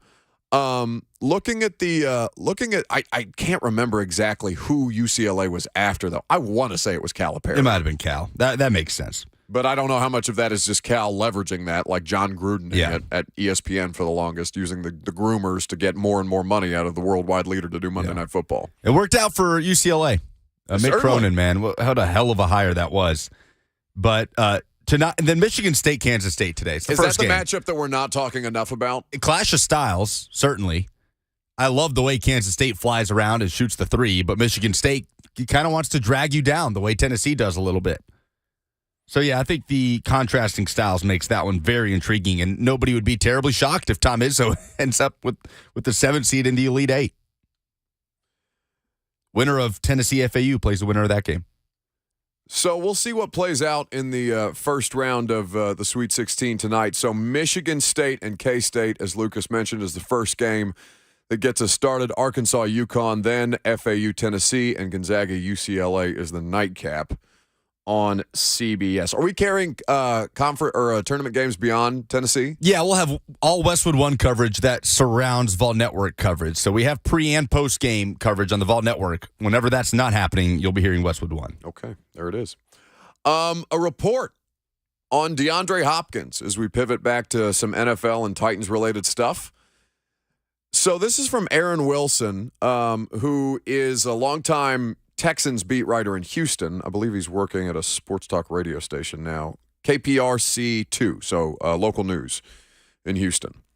Cardinals wide receiver DeAndre Hopkins' trade market is headlined by the Buffalo Bills, per sources.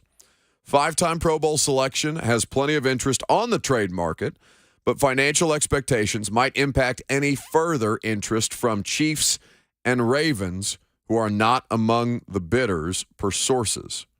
Now, Robert, is that phrased weirdly to you? But financial expectations might impact any. I can send this tweet to the group so you guys can see it too. Say it again. I'm going to send it to both of you so you can read it for yourselves. But here's what the tweet reads: 5-time Pro Bowl selection has plenty of interest on trade market, but financial expectations might impact any further interest from Chiefs and Ravens, not among the bidders. So is he saying that the Chiefs and Ravens are not among the teams bidding on DeAndre Hopkins, or is he saying that financial expectations might impact any further interest from the Chiefs and the Ravens? I think he's saying the Chiefs and the Ravens are currently out. Pac-Man Jones was on the Pat McAfee show today and talked about that the Ravens would be in and the Chiefs would be as well if they could move the money around. But I'm sorry, Pac-Man? Pac-Man Jones, yes. Adam Pac-Man Jones. Correct, yes. Apparently him and DeAndre Hopkins are very good friends. Former problem child of the Tennessee Titans, Pac-Man Jones. If I'm to believe these ats on Twitter, then yes, that Pac-Man Jones. I'm not sorry, the is waka waka, not the dude that eats the big shining pellets. Okay. Not that Pac-Man. That's what I was thinking. Exceptionally executed joke by Robert back there. Why is Pac-Man an NFL insider all of a sudden? Because he's friends with the right people. The same reason that you have any power. Because you just made friends with these people at drunken nights at Combine bars, buddy. But he was saying that the Ravens or DeAndre Hopkins would only be interested in going to the Ravens if a Lamar extension was done. And that would also free up enough money where they could do it, as the Ravens only have like $6 million in cap space right now. Interesting. Should the Titans be in? Because it doesn't sound like they are. 615-737-1045 is how you join. Giles says Pac-Man is a host on the McAfee show. No. Actually, I have no idea. To be honest, for as much run as Pat gets, and I mean this is absolutely zero disrespect to Pat, but I don't think I've ever actually seen the show. I see the social. It's almost like late night television. Like they get great guests and they have great information. And they have things like a weekly segment with Aaron Rodgers. But I don't think I've actually watched Pat's show or heard Pat's show. I just see the clips that they put out on social media. I guess you don't have to at that point. It's just a weird way to consume all that. Anyway, what is Slay texting us? Pac-Man's on the member of the McAfee show. Every Tuesday, Wednesday, and Thursday? Is Pac-Man like a media member now? I guess. What the hell? What an interesting dynamic. All right, I'm going to have to check that out. Anyway, should they be in on DeAndre Hopkins? I feel like this is a conversation. We haven't talked about DeAndre Hopkins with any kind of seriousness. At least we as a show haven't. I can't speak for the other three. And I think we had mentioned kind of the financials on it. It wouldn't be the full contract that you're assuming, but it's still a substantial amount of money for a 30-year-old wide receiver who's missed a fair amount of time. Will be 31 this season. We mentioned that it's not a Julio Jones type of situation yesterday when we talked veteran wide receivers that are theoretically out there. The PED suspension is the reason that he missed the most amount of time this past year, but he has had hamstring situations in 2021 that did cost him a fair amount of time. Now, you can live that life if you want to again. And you can have another one of these names on your veteran, 30-plus-year-old wide receiver graveyard that the Tennessee Titans seem to now boast at this point, and it largely feels like. Do we toss Robert Woods into this conversation? Robert Woods isn't like a Randy Moss-level player or an even Andre Johnson-level player. No, but like, no, we Robert don't. Woods, are you sure? You're talking about like tossing the corpse of Robert Woods into the veteran wide receiver graveyard that this team has now, fostered for decades at this point. I think Robert Woods gets a tombstone. I think he gets a tombstone in the wide receiver graveyard. Put it on the poll right now. Just because he was an aging receiver that didn't pan out with the Titans? Because this is where his career came to die, because the best that he can do is 2 years with the Texans. I think there should be a separate category for future Hall of Famers that, had a weird stint with the Titans. Put Adrian Peterson in there. I know he's not a receiver, but he's in there. Remember that? I had forgotten about Shut the bleep up. I forgot that Adrian Peterson was a Tennessee Titan for a hot second. It was like a 2-week fever dream. He scored a touchdown. He did. First game crazy. in L.A. on Sunday Night Football. That was a hideous game. Who was the left tackle? The dude that Simmons spit on in Buffalo? Oh, Bobby Hart. Bobby Hart. That sounds right. God. What a time to be alive. What a nightmarish 2 seasons this has been, injury-wise. Respectfully to AD. Danny in Murfreesboro next. Hey, Danny. Hey, what's up, guys? How we doing today? I've got a question for you as the resident Bengals annoyance in Tennessee here. I'm just kind of curious your professional opinion on Jonah Williams' trade locations. Do you think that there's any value there with the Bengals shopping him around? I know they've taken some calls, but that's a guy who let up a lot of sacks last year, even though he played 10, 11 games on a dislocated kneecap. It's a lot of starting experience for a left tackle that has proven to be serviceable and fairly good at his position at times. I'm curious what your thoughts are there. I assume he's not asking specifically for the Titans because the Dillard deal. Danny, are you just referencing generally like the trade market for him, or are you saying specifically for Tennessee? I don't think that Tennessee's the right spot for him. He's probably a little bit too expensive for a guy who a lot of teams would want to kick inside or over to the right side. Okay. I don't think Tennessee's a good fit. I'm just asking in general, my guy. Okay. I appreciate that. That's a curious discussion because this is his worst NFL season that he's coming off of. He gave up a league. It was league leading, but it was a tie for the league lead, 12 sacks last year. And as Danny mentioned accurately, multiple knee injuries, and it had been well below his career baseline. Kind of like a Donovan Smith situation in Tampa, where he's been a serviceable left tackle for a couple of years and then just fell off a cliff this year because he did play through injuries. But, when you're being evaluated, if you're out there, that's how you're going to be evaluated. And he's never been, spectacular. He's been solid. He's not been the biggest problem that Cincinnati has. Left tackle's a premium position, but he's not a premium player. So I assume any team that he might get traded to, it would be because that team has a need at left tackle. But, are teams talking about Jonah Williams as potentially moving inside in his career? I hadn't seen that be a part of the discussion around him. Now, I've seen reports that he doesn't want to play right tackle, which may reduce his market. So if Jonah Williams is taking the stance of somebody like Taylor Lewan, where Taylor Lewan the position was always, I'm a left tackle. Remember the year before they drafted Jack Conklin, or the offseason before they drafted Jack Conklin? We had talked about potentially drafting Laramie Tunsil because the Titans had the number 1 overall pick in that draft, and Tunsil was thought of prior to the gas mask, leaked DMs or leaked text messages, whatever. It was a fiasco for him on draft day, poor guy. But prior to that, we had talked about the Titans drafting Laramie Tunsil number 1 overall and moving Lewan to right, and that was something that was never on the table for Taylor. So if he's adamant in that, then I think it does reduce his market. And without seeing similar compensation, when's the last time you saw a good left tackle traded? I can't think of a recent example of that. Was Orlando Brown? Robert just brought it up. Orlando Brown traded to Kansas City.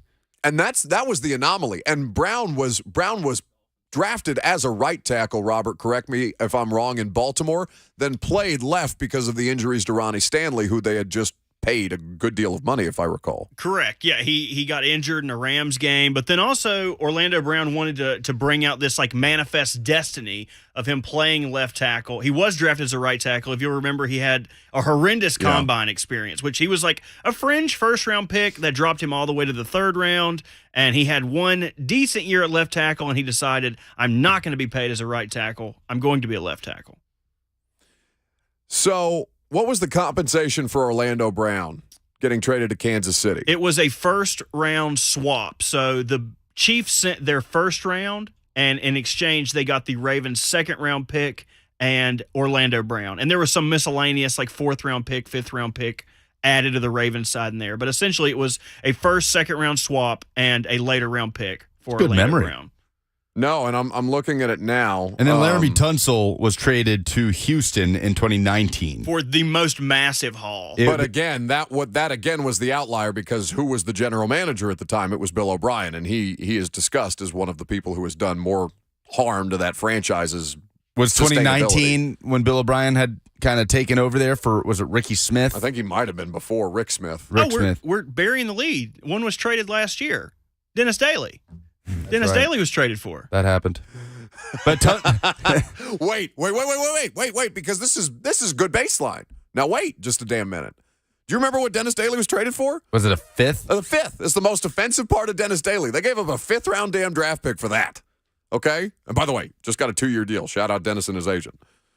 But Dennis Daly went for a fifth. So let me not completely rule out the market for Jonah Williams there. Tunsil was traded to Houston along with Kenny Stills and a fourth-round pick in exchange for 2 first-round picks, a second-round pick, Johnson Badamosi, and Julian Davenport. I think the Bengals situation is slightly different than those because the Bengals have almost lost most of their leverage, right? Like they're not trading him because, we're just ready to move off it. He requested this after they've already signed a left tackle. He's not going to play right tackle. They don't have very much leverage in this. So with that being said, that all those multitude of factors come into play. The previous trades, both on the high end of things with Orlando Brown and Laramie Tunsil, and then, on the lower side of things where Dennis Daly's of the world exist. But if you're a desperate team and you're getting into training camp, now maybe the leverage may swing back in the Bengals' favor because of this. Think about it this way. Injuries in training camp happen all the time. Offensive linemen in particular, as soon as they start to put the pads on, you're going to see somebody go down. If the Bengals want to ride this out as long as training camp, which would be tough to do because if you don't have a deal by then, then you have this redundancy on your roster that's eating up valuable cap space. And that's not something that a team who's trying to contend right now and build as much around Joe Burrow as humanly possible while he's on that rookie contract, that's not financials that they can afford to be expendable with that way. I do think it's a fascinating discussion, especially when you're talking about a team like the Titans trading for, is there a market realistically to trade for starting offensive linemen? It gets complex in a hurry, and then you end up with, Dennis Daly for a 5th-round pick. Last call for phone calls if you've got them. 615-737-1045. Jump in if you want. We'll update some polls and wrap it up on a Thursday.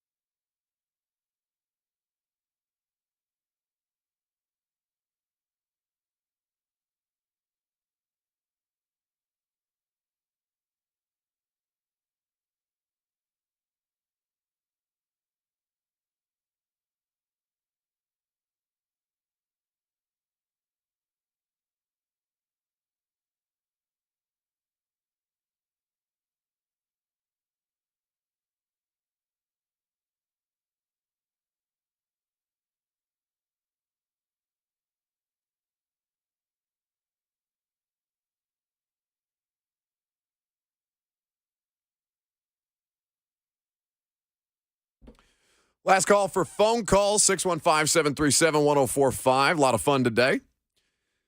Not quite done yet before we turn you over to Blaine and Mickey. What's on Blaine and Mickey this afternoon, Lucas? Blaine and Mickey will tell you how to bet the Sweet 16 as Chelsea Messenger will join the show.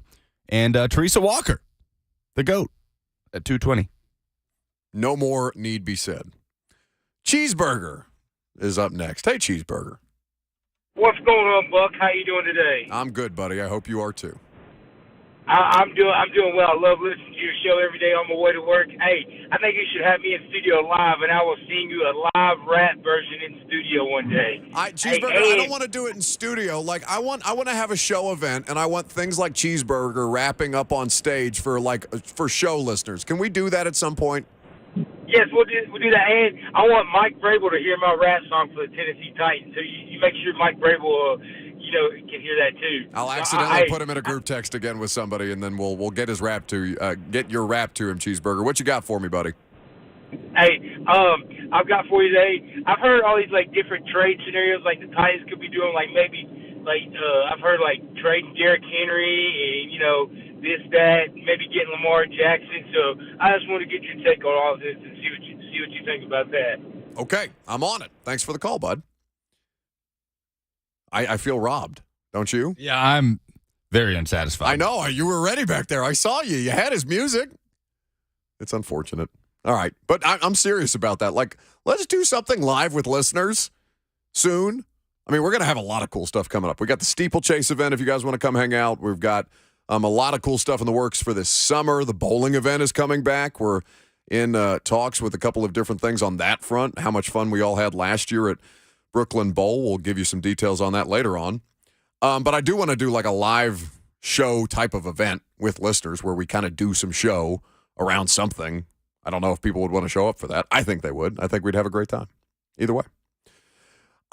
So, trades and the Titans. Lamar Jackson, unlikely. I know the Vegas odds are going up, but really, guys, if you're looking at all the potential landing spots and thinking about the money that this team has tied up. Now, they have $140 million. They have $140 million to spend in 2024 if they don't do any crazy deals right now. And that, again, that doesn't include Jeff. So Jeff's out there somewhere in the ether, theoretically, and will factor into future salary cap implications for this team. At least that is the hope of many Titans fans. Now, Derek, I think the chances of trading Derrick Henry are lower than they've ever been because the market is so diminished. This is a pretty talented running back class. And as you heard Joel Corry, the former agent, lay out earlier, running backs continue to get hit over the head with diminishing free agent returns when guys like Miles Sanders come off career year productions and can't even get back to the level of guys like Leonard Fournette the year previous. That's $7 million a year. It's tough out there in these streets. So the idea of realistically moving Derek for trade capital that matters, I think we're further away from that than we've ever been. But we'll see. Can I get some polls, please? Zoinks, hey, Scoop. Stop the count. Stop the count. Yeah. The polls have closed. The votes are in. It's time for a poll update, Scoop. A poll update? Yeah. Zoinks, Scoop. Here's Buck Rising Show daily correspondent Lucas Panzica. Lucas Panzica? Yeah.